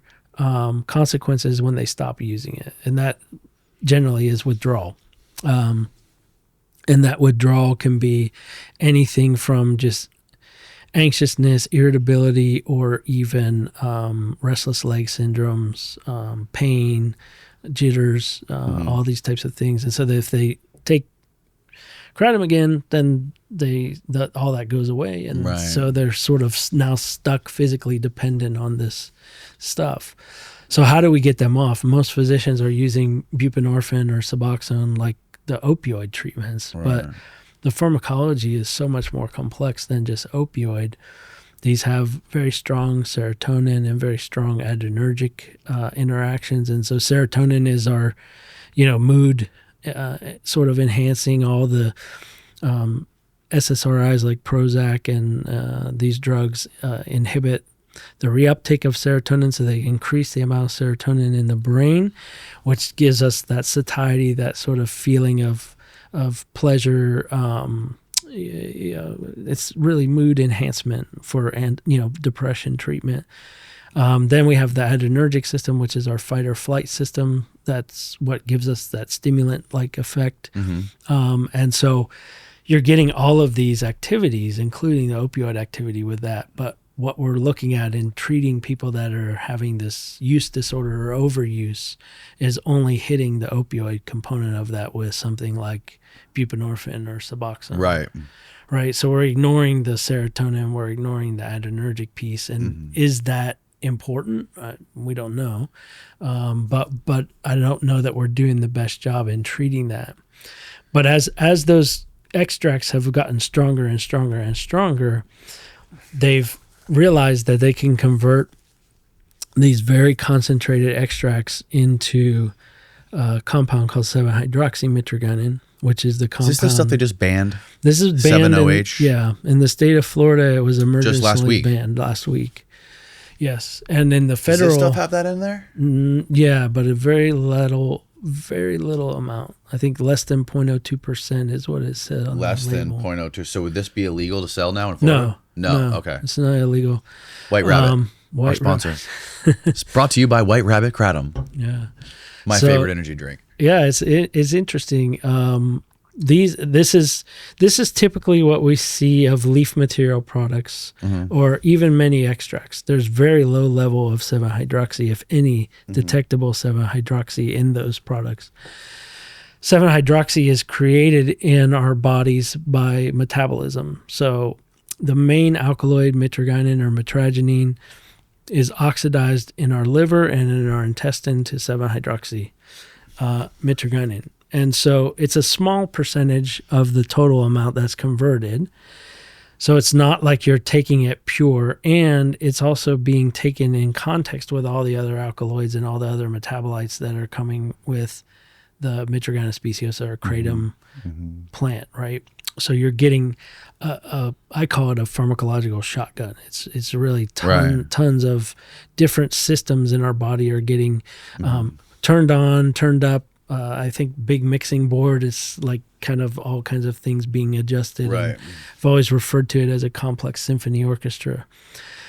But what was realized is, and as we said, there's such small amount of 7-hydroxy present in the leaf or in many of these products that it's not economically feasible to extract that and try to produce products that are 7-hydroxy products. So what they've figured out is that if you take the very concentrated extracts that are mostly 75% maybe mitragynine, you can treat that with chemicals and synthetically produce 7-hydroxy. And so a lot of this work is obviously not being done in FDA approved laboratories that are clean and safe. And then there's a whole slew of byproducts that are also within that mixture that are being put into these products. Many of those byproducts, we don't know what they are, if they're dangerous, if they're more addictive, less addictive, whatnot. And so there's two factors of safety here. That's one of them. The second factor is the 7-hydroxy compound is very purely opioid in its activity. So it only really interacts with opioid receptors, just like prescription opioids. And so that's what you would find at a pharmacy. You can go to the pharmacy and get a prescription for OxyContin or morphine, sulfate, or whatever it is. That's being prescribed to you by a physician. They're, hopefully things are being monitored and regulated, and how that person's using that prescription product. This is essentially a prescription product that's available at smoke shops without a prescription. Without a prescription, and when you have access to something that powerful, it becomes a public health crisis in the waiting, because what you could eventually have is just a whole new wave of addiction, of problems where people are succumbing to this 7-hydroxy. We don't think, although we don't have definitive answers for a lot of questions around kratom itself, but we really don't think the amount of 7-hydroxy that's produced by metabolism in our bodies when you take the whole kratom product is problematic. Right. If you're using it responsibly. It's kind of like anything, right? Alcohol used responsibly. Everything's Everything's okay. Yeah. I could go to the store across the street right now and buy enough alcohol to kill myself in an hour. Right. You gotta, everything has to be within moderation. But like when it comes to drinks like this, for example, this White Rabbit, first of all, when you did a study, right, on a large majority of individuals that signed up for the study. Yeah. And what were the parameters of the study, and how many people were involved? So I don't remember exactly how many people were involved in total, but we documented tens of thousands of use events. So this was conducted by a colleague of mine, Dr. Kirsten Smith at Johns Hopkins University. She is, her PhD is in more or less the social work, social sciences aspect of interacting with humans and understanding how they use substances and why they use substances, right? And so she designed what's called an EMA study, or ecological momentary assessment. So that's a lot of words. EMA is much easier to say. But what she was able to do was develop an app where people could, every time they were taking their Kratom product, they would log in, say how much they were using, say how they were feeling, saying what time of day it was. So we were able to get thousands, tens of thousands of user events across a period of time to see how that worked. And, these people volunteered for the study. So these were people that really wanted to contribute knowledge and also probably want to help keep this product available in the marketplace. We didn't have people that were, I shouldn't say we didn't have, we had some small percentages of people that were using it purely to try and get euphoric highs. But the majority of people that were using Kratom were really trying to do it for the benefit, the perceived benefit that it was giving them energy. Oh, really? The stimulant effect, elevating their mood and treating their pain. I mean, those were really the top motivators for why people use this, and seem to use it responsibly. And it seems to be beneficial to them. What we don't understand is where the benefit starts to cross over into a harm, and how much time that takes, how often someone uses. We know that tolerance in humans seems to develop. So in other words, over time, you need more to get the same effect. Right. I mean, I've talked to most people that generally use 2 to 5 grams of powdered material 2 to 3 times a day. And I've gotten emails from people that are consuming, so 2 to 5 grams a day, 3 times a day is maximum 15 grams a day. I've gotten emails from people that are consuming 90 to 120 grams a day to be able to get the benefits. And those people... And this is how much again? I think it said 45 milligrams of leaf material in that. So or extract material in that. So it's hard to say. Moderate amount. It would be very moderate. This would be more similar to that range of that 2 to 5 gram level. According to their mitragynine content, it has 30 milligrams of mitragynine. We see about 20 milligrams in a gram of leaf. So this isn't even really 3 grams of leaf material. Yeah. And I know one of the biggest problems with it is that it's highly addictive. Just like caffeine can be highly addictive. I know nicotine is really, really addictive. Right. And everybody's different with how much they can handle with addictive substances. But me, subjectively, like I'm no more addicted to that than I am coffee every day. And like, are there any studies, or what do we know about like long-term effects of this, of people using it responsibly and not abusing it? Yeah, so we don't know anything clinically about long-term effects, and that's a big limitation with all of this work. We don't even know anything in animals on long-term effects. It's difficult and expensive to do long-term studies in animals, and then at the end of the day, how translatable is that study that you just spent months of your life doing in an animal like a rat?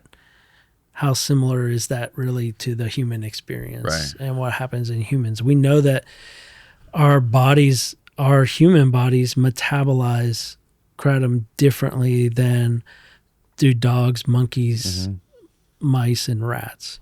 So we already know that there's differences. Humans get a different exposure to the alkaloids when we give a tea product, say, to a rat versus a human in a clinical setting. We can measure their blood and we can see that the ratios of the alkaloids actually are different in those different species. And so it's not a directly translatable thing, but the animal studies still give us the best marker for what we could predict will happen in humans, right? And gives us a good basis of where to start. So that's kind of what we know right now. And then, as I said, chronic use, the only thing we have to go by are what people self-report to us. And so if someone says, hey, I've been using 2 grams every day, twice a day or 3 times a day for the last 10 years, and I've been very strict about limiting how much I use. I've never felt anything psychoactive. I've never felt, anything like I was taking a drug, but I got this benefit of focus, energy, and I got this other benefit of, hey, you know what? My knee that's always bothered me doesn't seem to bother me as bad as it used to. Right. And problem is when people start to use these products with the intent of getting high or the intent of replacing their opioid that they were taking before to get that pain relief. And it works a while. It works for a while, what we understand. Again, nothing in the clinics, nothing controlled trials, but these tend to work for quite some time. And then that tolerance starts to kick in. And when that tolerance kicks in, we don't know. It could differ for everybody as well. People can metabolize these things differently. We know that there's what we call slow metabolizers, normal, quote unquote, metabolizers, and then rapid metabolizers. And so, we know that with all types of drugs. And so people that are slow to metabolize drugs generally don't need as much dose because they can use a lower amount. It stays in their system longer. They are slow to get rid of it. They're slow to metabolize it. We call that a lightweight on the streets. And then you have your ultra metabolizers that, they start to eliminate things much faster. They need more of it more often to get that benefit. Then drugs themselves can actually induce that activity. So they can induce our metabolism to speed up. So these are many things we still don't know about kratom in long-term use. Does it actually increase the liver's efficiency and metabolism so that you're depleting the alkaloids out of your system faster? You need to take more in order to get back up to those levels. And just like with opioids, I think, and other drugs that create a tolerance situation, you build a tolerance to one effect that you're trying to seek while you don't build tolerance to other effects. Like with opioids, you see tolerance to the pain control much faster than you see to the constipative or respiratory depressive effects. And as you have to increase the amount of opioid to still take care of the pain you're experiencing, you're getting closer and closer to having more constipation and closer to respiratory depressive effects. And one of the things about the kratom is it doesn't have the respiratory. This is what Hamilton Morris told me. He said that the kratom does not have the respiratory effects that opioids do. It seems to be less respiratory depression. I wouldn't say that it doesn't have it at all. Oh, okay. I think it depends, again, on the dose, right? It depends on how much someone's taking, and if they're overindulging, it could be the case. But interestingly enough, most of the Poison Control Center data and emergency department data that's been generated or collected indicates that overexposure to kratom is actually more similar to a stimulant overdose, where people get agitated, they have cardiovascular events, and they can have seizures. And so these are all more associated with stimulant type overdose, like cocaine overdose. It also could be causing a phenomenon called serotonin syndrome, where you get too much serotonin in your body. That gives you the same type of effect. And we know that these kratom alkaloids interact with, as I said before, opioid, serotonin, and adrenergic receptors. Interesting. So you have all this stuff sort of going on at once that could be contributing to that. We also know that all three of those pathways are involved in pain control. I mean, we always think of opioids as being the primary, gold standard for treating severe pain. But we do use serotonin compounds that can modulate serotonin levels for chronic pain. So we use some tricyclic antidepressants, like amitriptyline has been used to treat neuropathic pains. And then the adrenergic system has also been known to be involved in pain signaling pathways in our brain, in our brain stem, spinal cord, and how the signals are communicated. And so there's this sort of triple whammy effect going on in terms of pain relief that it's really fascinated and opened up new doors, because we've never pharmaceutically thought to treat someone's pain through all three mechanisms at once. And kratom seems to potentially be doing that. Coming back to the respiratory depression is really a fascinating story, because there's one camp that says this is due to how the molecules are interacting with the opioid receptors, and they don't recruit a certain protein called beta-arrestin that is associated with some of the side effects like respiratory depression and constipation. That theory, that sort of bias signaling theory, has not really panned out to be solid definition. There's still a camp that believe in that, and there's a camp of researchers that don't really believe in that. I tend to think that what's happening with kratom and the way that it is having less respiratory depression is because it has all of this pharmacological activity in it. And we know that one of the serotonin receptors, called the 5-HT1A receptor, very different from the 5-HT2 receptors where the psychedelics act. That's the psychedelic right? one, yeah. So 5-HT1A, actually activation of that receptor is known to decrease opioid-induced respiratory depression. And so I personally think it's probably this soup of pharmacology, this pharmacological shotgun that's activating many different systems in our brain that's affecting the respiratory depression aspects of this. So you're not getting as much respiratory depression because you're activating other systems that are keeping that respiration center healthy and going. Right. Wow. I gotta take a leak real quick. We'll be right back.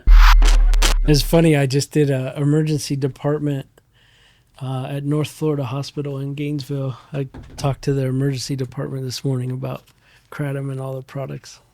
Oh, really? Yeah. Did an in-service for them. What were they asking specifically? Like, what do they want to know? Most physicians just don't know anything about it, so they want to know more about it. They wanted to know, what is this thing that got banned last week? Yeah. And many people are talking about 7-hydroxy products as if they are kratom. And I think that's been the biggest thing with kratom is it's one of the commentaries we've published recently is that not all kratom is equal. And it's like calling it's like alcohol, right? Different types of alcohol.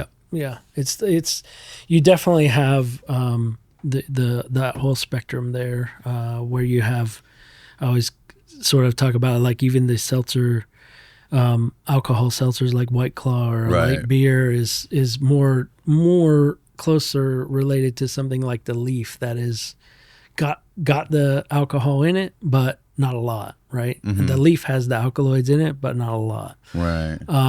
But as we move into concentrated extracts and then heavy concentrates, you move into things like tequila, vodka.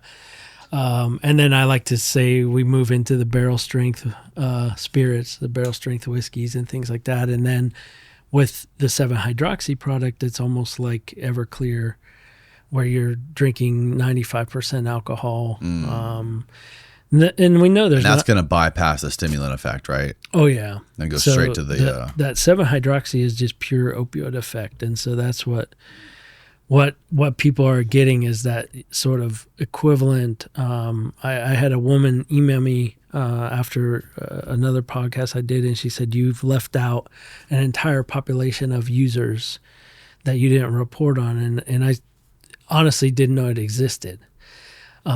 But people that have become addicted to prescription medications but are no longer able to get prescription medications because their doctors have cut them off or moved away. And so they've resorted to removing them from their neighbors' houses when they go there, go to the bathroom. They go through their closets and steal the medications from them.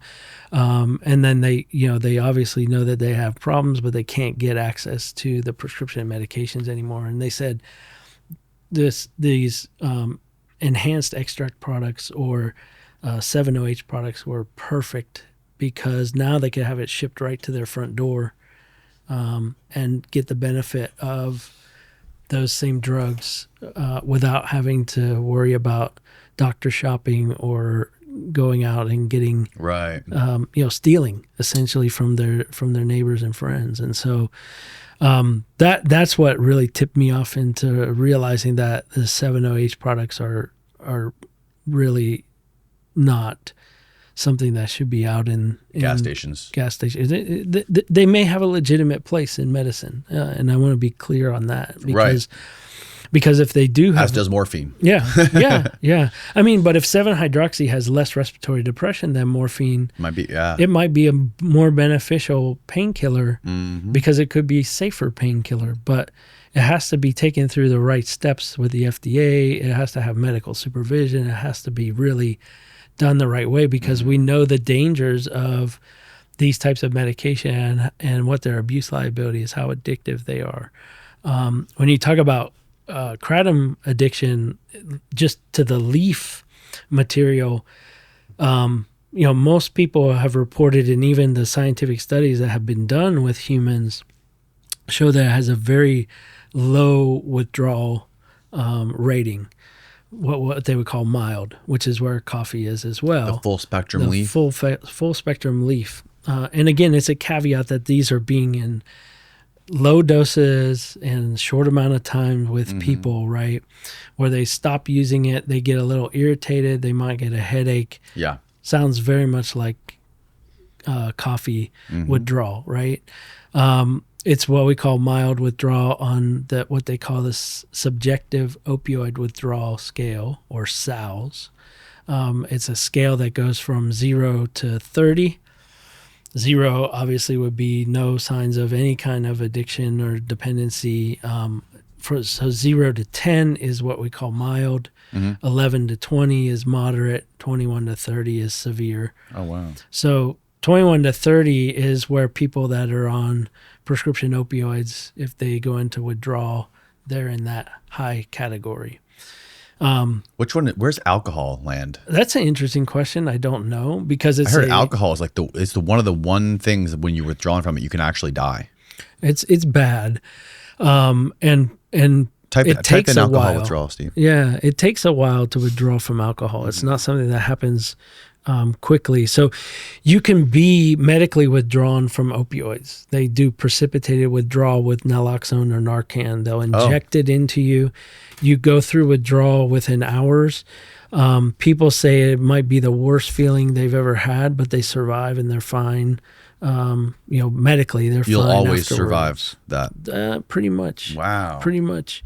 I've heard stories where they basically put you into the withdrawal state, and you could be in a padded room or some other things and have... Give me some stats. Things there. But yeah, alcohol withdrawal takes days. Yeah. And there's no way to immediately withdraw somebody from it. And so you go through all kinds of different symptoms over those several days. And it's interesting. I told you my wife is a nurse, and so when they get addicts that end up in their units, they say the more honest you are with us about your drug use, the less withdrawal you're going to go through. Right. Because we can supplement certain things for you so you don't go into withdrawal, medically supervised, of course, and whatnot. But a lot of these people are so afraid to admit what their drug use is that they start going into horrible Right. withdrawals in the hospital. If they are addicted to something like heroin or cocaine or something, you can like titrate them down naturally. Or there's ways to at least monitor and be more cautious and use other substances to make that up. But generally, these people tend to turn into some of the meanest individuals that now the nursing staff has to deal with on a regular basis as they're withdrawing. They can be physically, harmful depending on the size of the individual. It could be a dangerous situation, and so the more honest they are, the better treatment they're going to receive. But most people don't want to admit that they're using 4 or 5 different substances, and they go into these withdrawals. And so, you do have the alcohol withdrawal. I think the stats are. He's found some stats, but this is. I was looking for like one of those AI that shows you overviews that shows you like stats on the country, like how many people, like how dangerous it is compared to other withdrawals from other drugs. Yeah. But it is pretty fascinating because like I said, it takes days to withdraw from alcohol. It's just interesting how like some of the drugs that are ubiquitous in Western society that are you can buy anywhere, like alcohol, are like so dangerous if used the wrong way and can kill so many people. And it's always just fascinated me, the drugs that are illegal that seem to be far less dangerous. Right. Right. How many, going back to coca, like how many drugs are literally banned worldwide by the CDC like that, like coca leaf? By the WHO, there's many, the WHO. There's many drugs that are banned globally. What about khat? Have you heard? About khat? Yeah, from Africa. Yeah, for sure.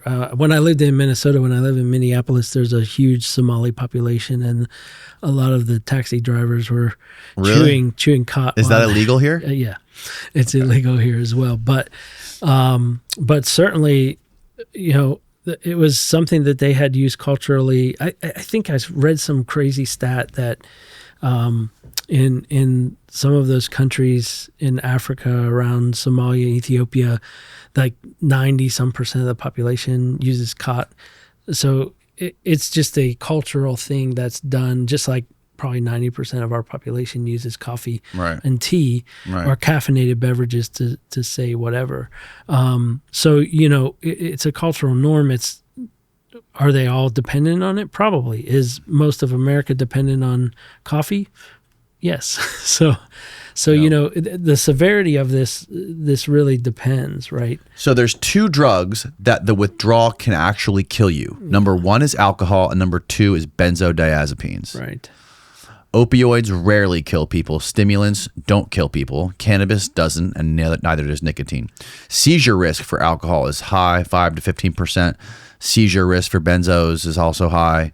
But opioid stimulants, cannabis, and nicotine have low or no seizure risk. Yeah. And so I think what's interesting here, and something that a lot of people may or may not know, I don't know. I know this because of a pharmacy, but benzodiazepines, alcohol interacts with the benzodiazepine receptor. So its main target in our brains is the GABA receptor, which is where benzodiazepines act. And for people who don't know, what is a benzodiazepine? How do you classify that? Benzodiazepine is actually the chemical structure.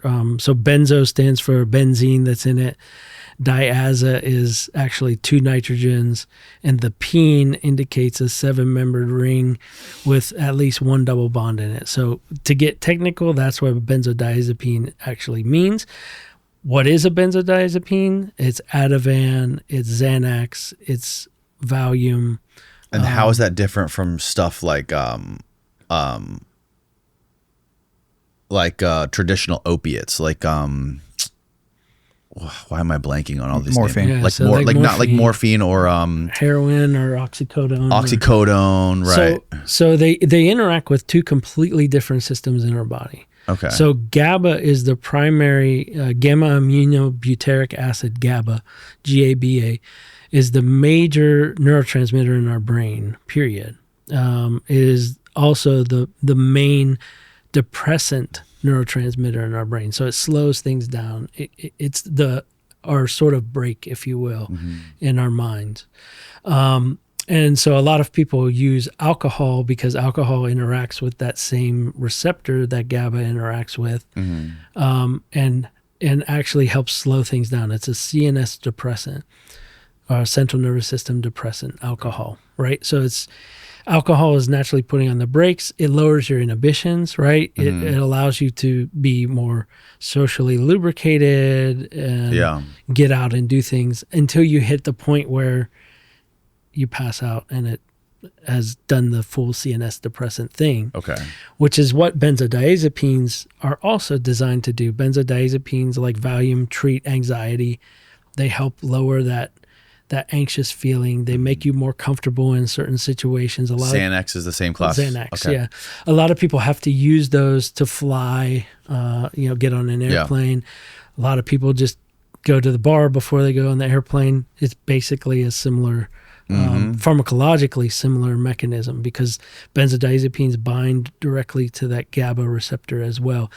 The GABA receptor is a completely different neurotransmitter system than the opioid system. Okay. And so opioid receptors are a whole different thing. They only accept our endogenous opioid peptides like endorphins, but they also were defined by molecules like morphine. Morphine was named after Morpheus, the god of dreams, and the mu receptor where morphine acts was named the mu receptor because they just took the Greek letter M to represent that Morpheus, god of dreams, target in the body, right? So these are different. Stimulants interact with different receptors as well. Cannabis interacts with cannabinoid receptors, so totally different system again. And then nicotine interacts with nicotinic receptors. Interestingly enough, you can tell that these receptor systems were actually defined by many of the natural products, right? So nicotine receptors were defined by nicotine. Cannabinoid receptors were defined by cannabinoids.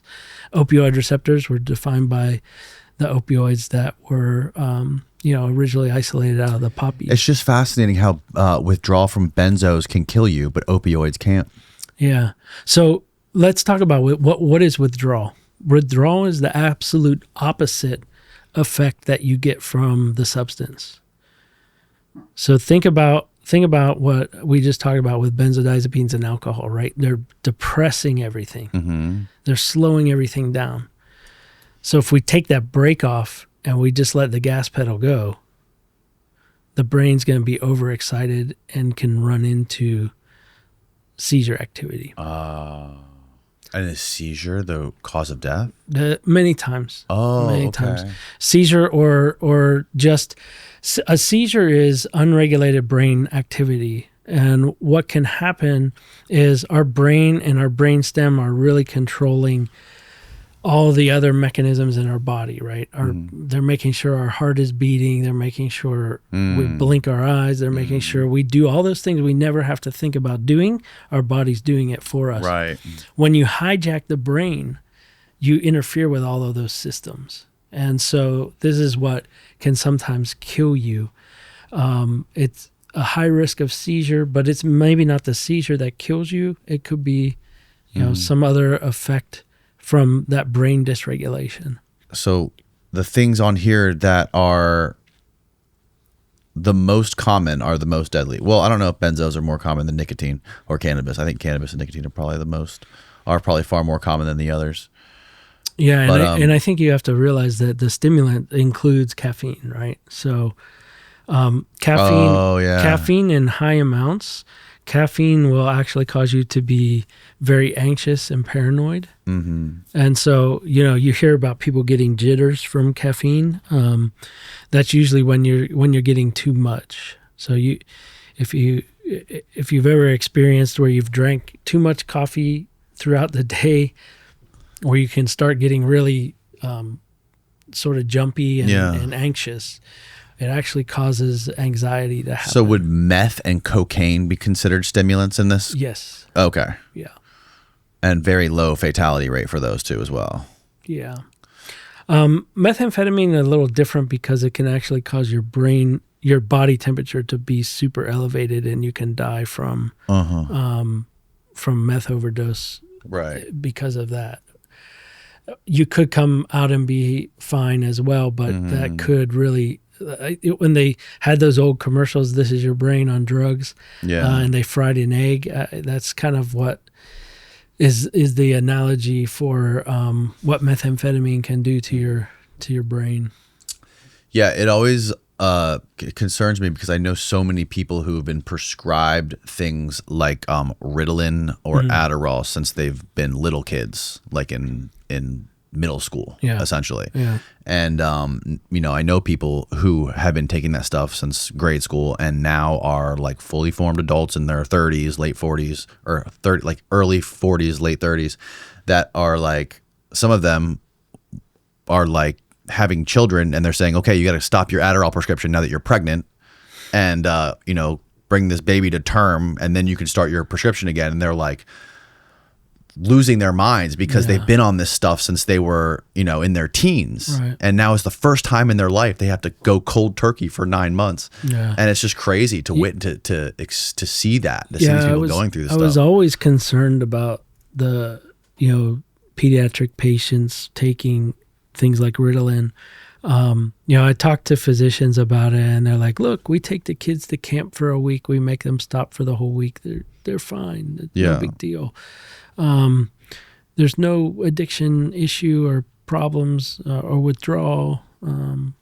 I don't know. I don't know. It's a controversial thing to me. So Ritalin. It's crazy just how ubiquitous it is. Ritalin is very fascinating because Ritalin binds and has its action at what's called the dopamine transporter. The dopamine transporter is what regulates the amount of dopamine. Free dopamine is out and available in our bodies to interact with dopamine receptors. So dopamine transporter is like a vacuum cleaner. It sucks it back up into the neuron to store it for later. Of course, dopamine can be metabolized too. That's another issue.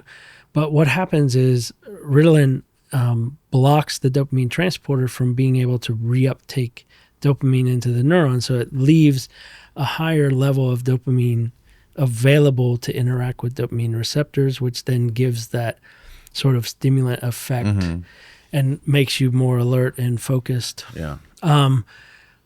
What's really fascinating about it is that Ritalin interacts with the exact same amino acid residues on the dopamine transporter that cocaine does. So cocaine has exactly the same effect As Ritalin? as Ritalin. And are Adderall and these other drugs like Vyvanse and metformin, these are all the same thing? Well, metformin's a diabetes drug. I mean, not metformin. Methamphetamine. I'm thinking of something different. What am I thinking of? Modafinil is what I'm thinking of. Modafinil is a different beast too. Oh, okay. But Adderall, basically amphetamines, methamphetamine, they interact with another transporter called the VMAT or these different monoamine transporters.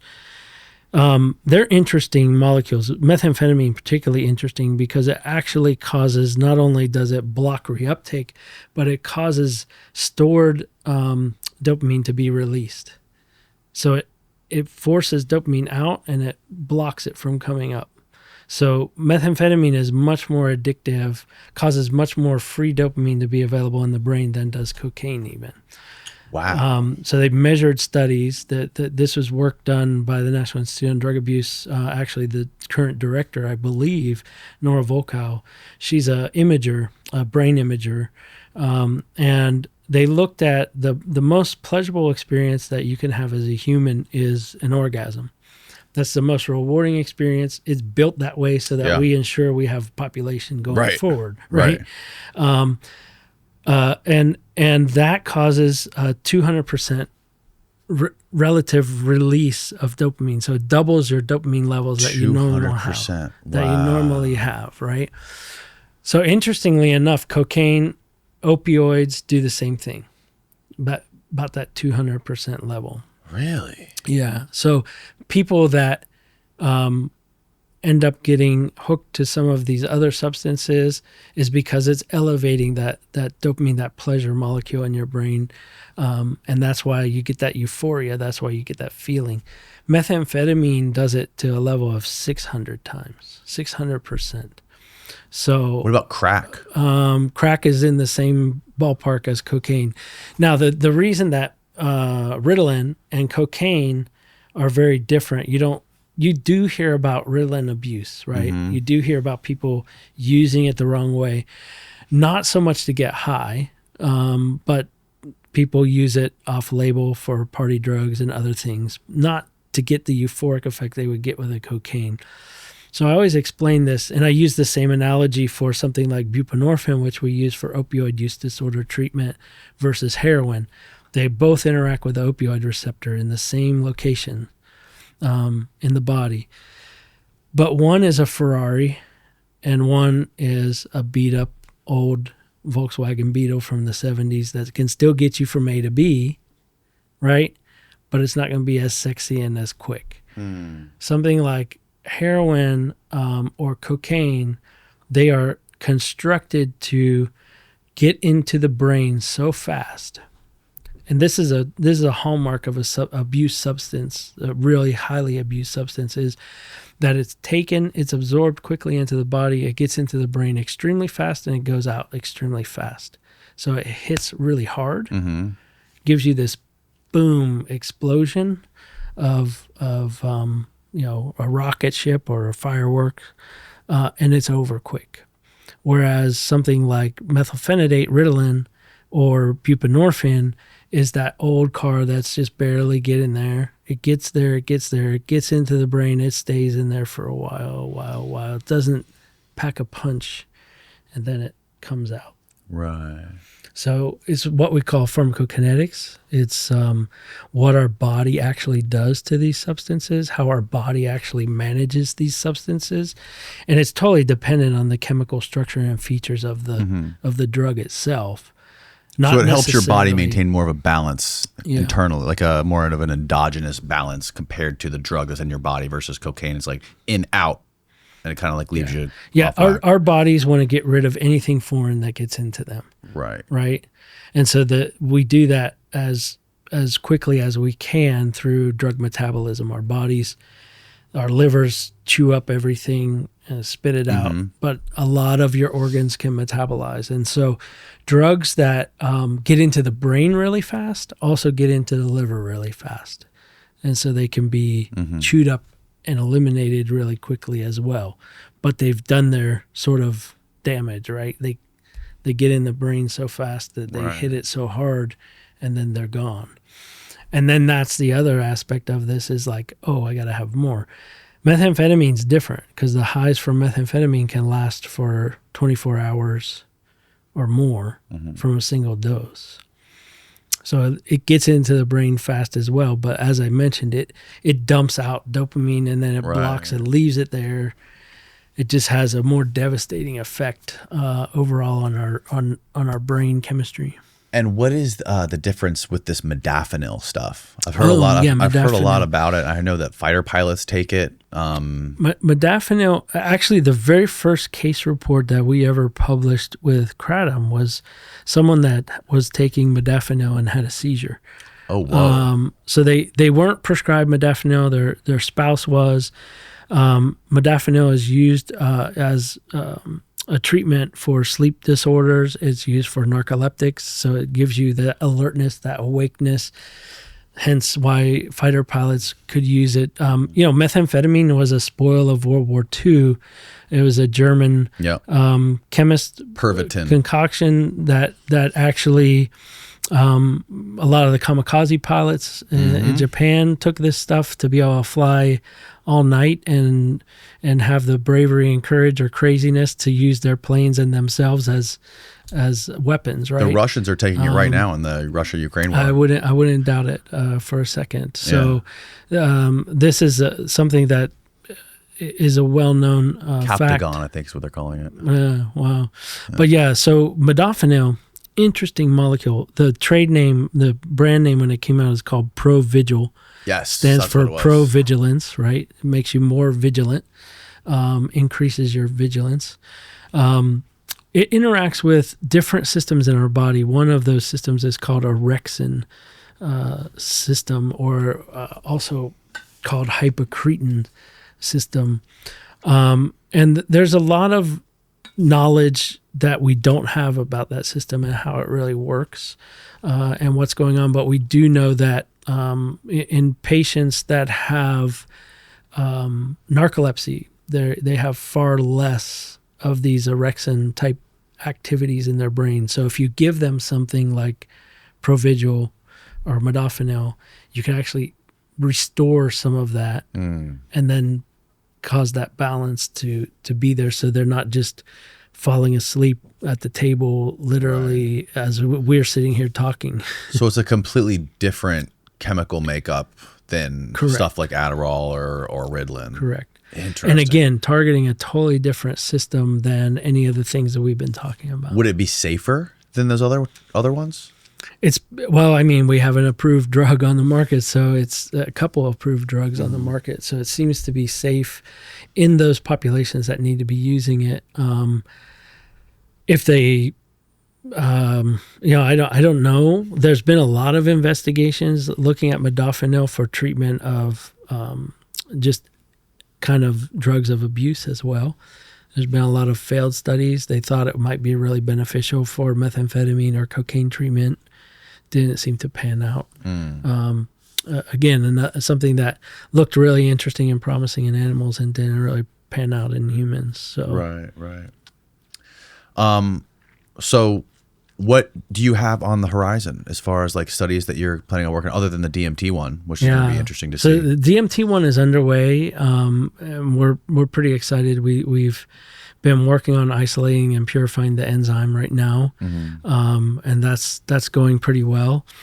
We're still working on Kratom. That's going to be a lifelong project. We're trying to figure out next directions that some of the more nefarious players out there are going to go once certain things get banned, like 7-hydroxy. What's going to come in to fill that void? What may be the next product, in other words.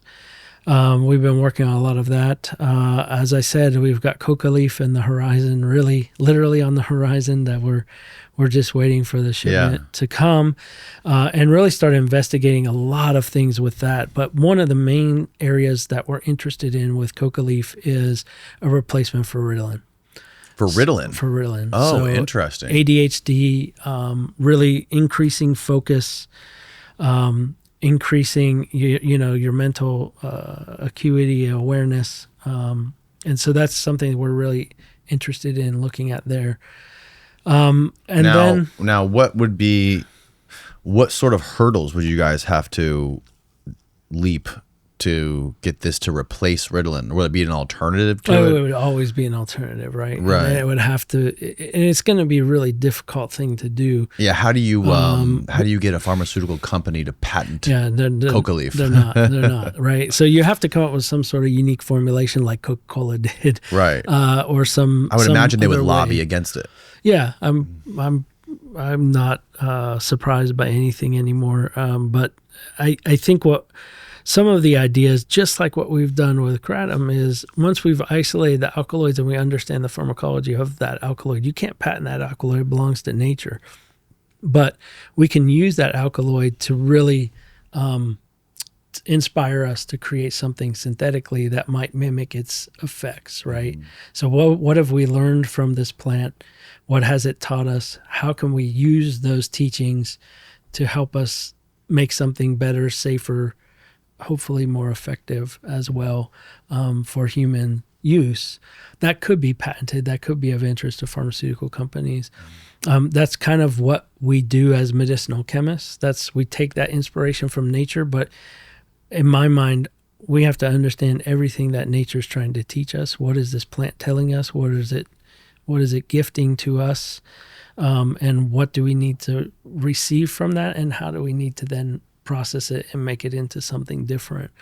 So my intention has never been to get rid of plants or replace the plants altogether, but to figure out how to use the plants in the best way that can be most effective and safe for people as a whole plant. Because I think Jack Henningfield, one of our colleagues that was at Johns Hopkins at the National Institute on Drug Abuse for many years, he said nature oftentimes gets it right. Nature's worked on the chemistry and everything for all these years, and here's this plant, right?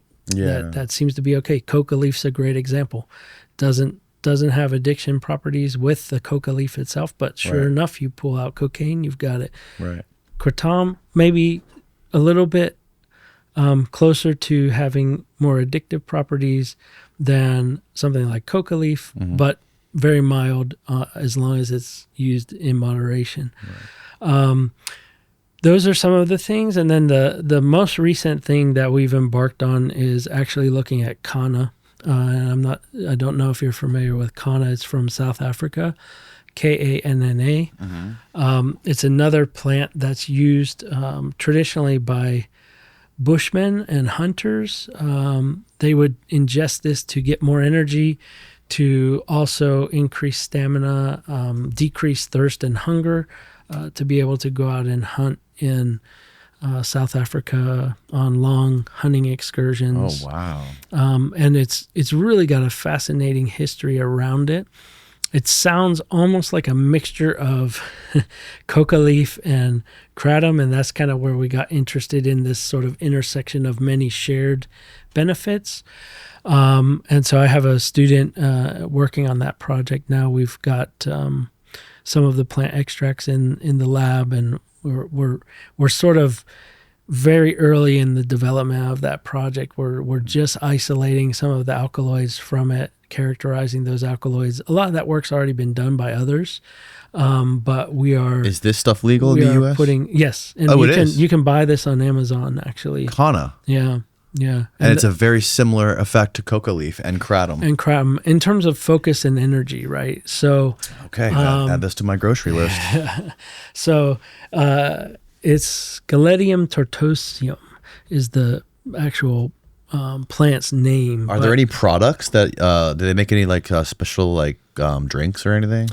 I'm not aware of specific drink products. There's a lot of capsule products available.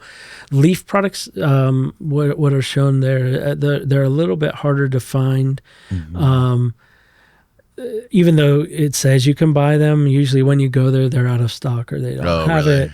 But there's a compound, there's a product called Zembrin, Zembrin, I think, which is actually a standardized extract of this plant that is sold. And that is another guy, Nigel Gurkey, who was at the ESPD meeting and spoke on this plant there. And at the time I was so deep wasted into kratom that we didn't have time to even think or look at anything else. And now with having enough research funding and enough things that we know what we need to do with kratom from a chemistry perspective to provide to our collaborators that are doing the pharmacology, that are doing some of the other things with it. We've got it worked out to really a cookbook methodology. So I have undergraduate students really helping in the lab with some of that. And so to give students that are pursuing a PhD or post-PhD work something new and novel to work on, that's why we've branched out into some of these new plants and looking at them.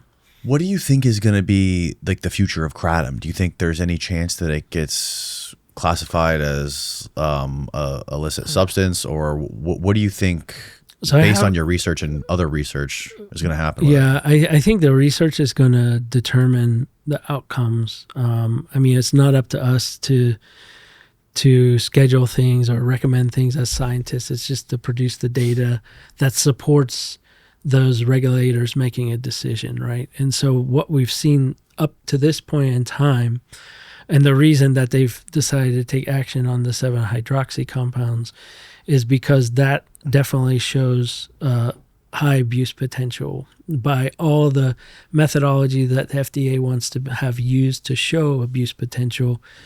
It checks every box. And so that's why it's being considered.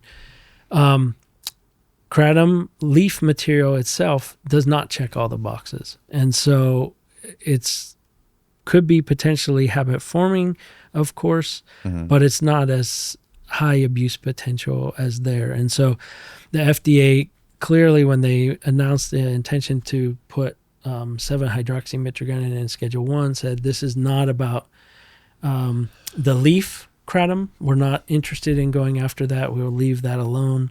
It seems to be fine. The federal government has put a lot of money, over $100 million, into studying kratom now. Wow. Yeah, and we've been lucky to benefit from that. We've had about $20 million into our lab alone, plus a $50 million collaboration with the National Institutes of Health with their internal programs to really study it. And then the FDA has put money into looking at clinical evaluation of kratom leaf. And so we finished one clinical trial with the FDA already that was what they call a dose range finding study, or a single ascending dose study, where they start with a very low dose. We started with 1 gram of leaf material administered to healthy volunteers. And then you look at all the safety data after that single dose was done. You look at what their blood chemistries were before, after. You look at what their subjective effect feeling was. So we did 1 gram, we did 2 grams, we did 3 grams. And after 3 grams, there was no effects still. People said that we don't feel like we're taking anything. We don't feel like it's a drug. We don't feel anything. And so the FDA said, let's skip the next couple of doses and just jump up to 8 grams of leaf material. And when we did that, then a couple of people said, yeah, I'm feeling something now. But they did not have any adverse event or what they considered a significant adverse event that they had to stop dosing. So we went from the 8 gram dose to the 10 gram dose to the 12 gram dose, which is the end of the study. And again, I said the typical normal quote unquote dose or serving size is 2 to 5 grams of kratom leaf powder. So we went all the way up to 12 grams. And what we saw in that cohort was some nausea and vomiting. And we saw a small amount of pupil shrinkage. So this is a typical hallmark opioid sign. When someone's taking an opioid, their pupils will actually shrink or contract. And so it was mild. It wasn't like someone was taking morphine or oxycodone to where they get very small pupils. But the pupil diameter changed, and that was one of the things we noted. Interesting. And don't stimulants make people's pupils dilate? Right, correct. So you get this opposite effects with those.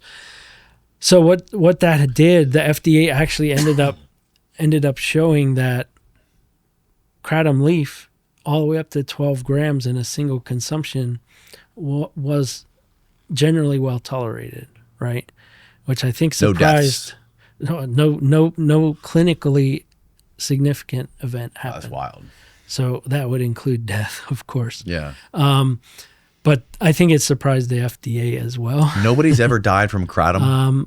That's a very hard question to answer. Right, because I'm sure if somebody could die and have kratom in their system and also have a slew of other things. Well, yeah, many of the deaths that have been attributed to kratom have also contained multiple substances. I mean, we live in a society where people are generally not, if they're trying to get high or they're abusing substances, they're not using one thing. They're using many things. Right. And they're using many things to counteract the effects of one or the other so they can get high and then come down faster, or whatever, right? And so we don't know how all those things play with each other as it is, let alone in the presence of something as complex as kratom that has 40 different compounds in it as well, right? So this is problematic. But to come out and generally state that no one could die just from kratom, I think is factually not not right either, because you can die from anything if you consume enough of something. It can kill you. Sure. Water. And yeah, water's a great example. I mean, people die from water intoxication. It's not drowning. It's actually you drank too much water and your system basically explodes internally. That's not really what happens, but it can be fatal. Any substance can be there, and this is, I always go back to quoting Paracelsus, one of the famous ancient Greek physicians that made famous the poison is in the dose. So many Paracelsus. Yeah. So many poisons, as we talked about earlier with Marcus Aurelius, right, and Galen, you can give poisons in low amounts that won't kill you. Right. But once you hit that amount that will kill you, there's no coming back. Right. So it's, I think, very similar for all substances, and just depends on exposure. And this is another reason why chronic studies with kratom are needed so much, because we don't understand what's happening when tolerance develops, when harm starts to creep in. If people are taking 2 to 5 grams 2 to 3 times a day, it doesn't seem to be problematic. But I've got, like I told you, people that are telling me 90 grams, 120 grams a day.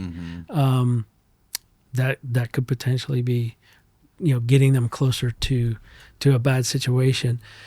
There's another thing that never gets talked about. Although the FDA had reported this in the past, they had seized a lot of kratom because of heavy metal contaminants. Most of the responsible companies will actually measure the heavy metals and make sure that you're getting a allowed amount of the substance. But that's for that, again, 2 to 5 gram dose, what serving size they recommend on the package. You're not going to exceed lead levels. We've been working with Baylor University and FDA on the now human abuse potential of kratom leaf, and we're starting at 8 grams, 12 grams, which was the ending dose of the previous study, and then we're going to 16 grams of material for the highest dose in that study. And we haven't been able to qualify a batch of leaf material that can be safely dosed at 16 grams because of heavy metals. So if you think about that, and we've talked about people that have been taking 15 grams a day, if they're taking 5 grams of leaf, you're butting up against the edge of lead limits in a day, according to the FDA. Wow. So people that are taking greater than 20 grams a day are at risk of lead issues. And certainly someone who's taking 90 grams or 100 grams of kratom in a day is also getting, and this would heavy be metal toxicity. This is not with the extracts, right? This is only with the leaf? Correct, only with the leaf. Only with the leaf. Only with the leaf. The extracts will have the metals. The metals will come out in the process because of the extract process. Yeah. We had this guy in here one day who, before we started the podcast, he took a handful of kratom capsules. He was drinking a kratom tall energy drink, like twice the size of mine. And right before we started recording, he took a giant scoop of powder and just downed it in his mouth, and just washed it down with toss and wash. He literally he washed down the kratom powder with his kratom energy drink. I was like, whoa, bro, that's a lot. That's intense. Yeah. So the powder is the leaf, right? Right. Okay, gotcha. Right. And he called it white vein. White vein, yeah. So there's interesting stories with the veins, and in the very early days, there was this whole big deal made about the different strains of kratom that are available. There's white vein, red vein, green vein, and in reality, if you're able to ever see a tree growing, you'll see that these leaves are all on the same tree. It's a matter of, and a function of the age of the leaf, where it is, and exposure to light, various things. But it's still been used as a marketing tool because there were reports back from Thailand and Malaysia that white vein had different effects than red vein, and white vein and green vein are essentially the same, but red vein had different effects. And one of the studies said red vein was more potent, and the other study said white vein was more potent. And so no one really knows what's happening with these things. What we do know is there are 5 colors of powder that come in that are imported, and the leaf powder color is dependent on how the drying process took place and what was done. So you have green leaf that comes in that they often market as green vein. Then you have sort of yellow or light brown that they'll market as white vein sometimes, all the way up to a reddish colored powder that often gets marketed as red vein. Got it. Now, this is another interesting piece, and alkaloids are not the only class of chemicals that are present in the kratom leaf. There's other classes of chemicals, just like cannabinoids are not alkaloids. Cannabinoids don't have nitrogens in them. Salvinorin A, we talked about before, is a neoclaridine diterpene. It does not have any nitrogen in it either. Alkaloids, by definition, contain nitrogen. So we know that there's other classes of chemicals within kratom. And we know that that drying process, those color changes are chemical changes. They're chemistry-driven color changes, right? And so it could be that there is some truth to the differences because we haven't studied anything outside of the alkaloids. Okay. So there could be differences that people are actually really noticing. Nobody's really studied it or looked at it yet. But more or less, we feel like it's more or less a marketing issue. It allows you for more SKUs of your product. It also allows you to have a more consistent product base where you know you're going to get these 5 different colors. What out of all, like you said that there's $100 million being of federal money that's being pumped into kratom research. What other types of drugs get that kind of money? So cannabinoids have way exceeded that. Oh, really? Yeah, for sure. Because you got to look at the time too that's been put into it. Right, that's true. So if we go back to some of the first federal funding that even the National Institutes of Health didn't know was going to fund projects on kratom. So we had a grant at the University of Mississippi called Natural Products for Neuroscience. Underneath that grant, we awarded faculty members small grants that were NIH money to study plants that they were interested in. I was one of the recipients of one of those small projects. It was $150,000 a year, and I had it for almost 10 years to look at that. So there's $1.5 million there, right? And that's before that started in around 2007 or 2008 when we started getting that money. Wow. So you have to go all the way back to then to see when it was started. I mentioned cannabis work has been done, actually predates the National Institute on Drug Abuse, the federal funding for cannabis research. And so the National Institute on Drug Abuse was founded after the Controlled Substance Act went into place. And that's what's been going on. So here you go. $1.5 billion in cannabis research between 2000 and 2018. Yeah. So way more money on cannabis than kratom. Crazy. Yeah. And you know, there's all kinds of grants that are being put out to really look at medical potential for many of these plants. Now, cannabis research is a garbage can definition, right? So it's all the CBD work that's been done, all the hemp work that's been done, you know, all the really high-end THC containing cannabis work that's been done. So there's a lot there. not only has a good bit of that work focused on the plant itself, but many of the studies that have been funded from the government are really looking at outcomes because as a federally funded university, like the University of Florida or any state university,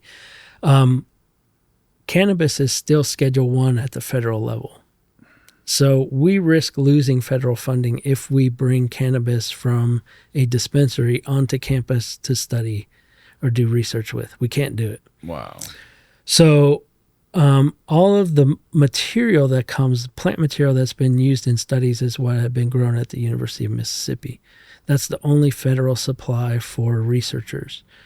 And so there's a huge disconnect because the stuff that was grown in Mississippi was much lower THC concentration than what's out in dispensaries, right? So we can't even do those studies. But what we can do is we can talk to people that are getting their materials from dispensaries. What are you getting it for? What percentage are you getting? What is your outcome? What is your benefit that you're perceiving? So a lot of money goes into that type of research as well. Well, Chris, this has been fascinating. I learned a ton. Thank you for doing this, first of all. Yeah, absolutely. Thank you for inviting me. Yeah, of course. And then talking about where can people find more of your research that you've done or get in contact with you or anything like that? So I'm always available by email. Email is cmccurdy@ufl.edu. That's my University of Florida email, and that's really how you can reach out. I get lots of emails from users, people that are willing to volunteer for trials. We don't do any human research in my lab. My lab is totally plant-based, chemistry-based, pharmacology-based. I do all my collaborative work with some amazing individuals that work with the animals. We supply them with all the drugs. We're the drug dealer. And our papers are readily available. Many of them are free to download on the government, the Library of Congress, PubMed website, pubmed.com, I think it is. And you search McCurdy CR and Kratom, and you'll see that there's 80 some papers. If you search Kratom, you'll see there's just shy of 1,000. I think there's 980 or so papers total published on Kratom. And you've done 80 of them? Yeah, we've done a large percentage of the work, and again, it's because it spans back to many years before people were interested in it, and then the federal funding really helped catalyze and boost the amount of work we were able to do and publish and share. The whole goal is to share and educate the public and get that information out to not only public benefit and science benefit, but to be available to the regulators so that they can make those decisions that either keep something available for public consumption or restrict it. And so again, we don't make that decision, but we have an obligation with our funding and our work to produce the science. Well, and then also I think we should do a follow-up down the road once you guys are able to get some research on this DMT stuff. Yeah, I'm definitely interested to hear how this pans out. Absolutely. And I'm, hey, there could be the DMT story, and then we could continue on to what we've learned about kanna and where hopefully we'll be with coca. Hopefully we'll be knee deep in coca leaf, literally pretty soon as well. Yes. Let me know where to sign up for that trial. Yeah. All right, man. Thanks again for your time. I really appreciate it. Yeah. All right. Good night, everybody.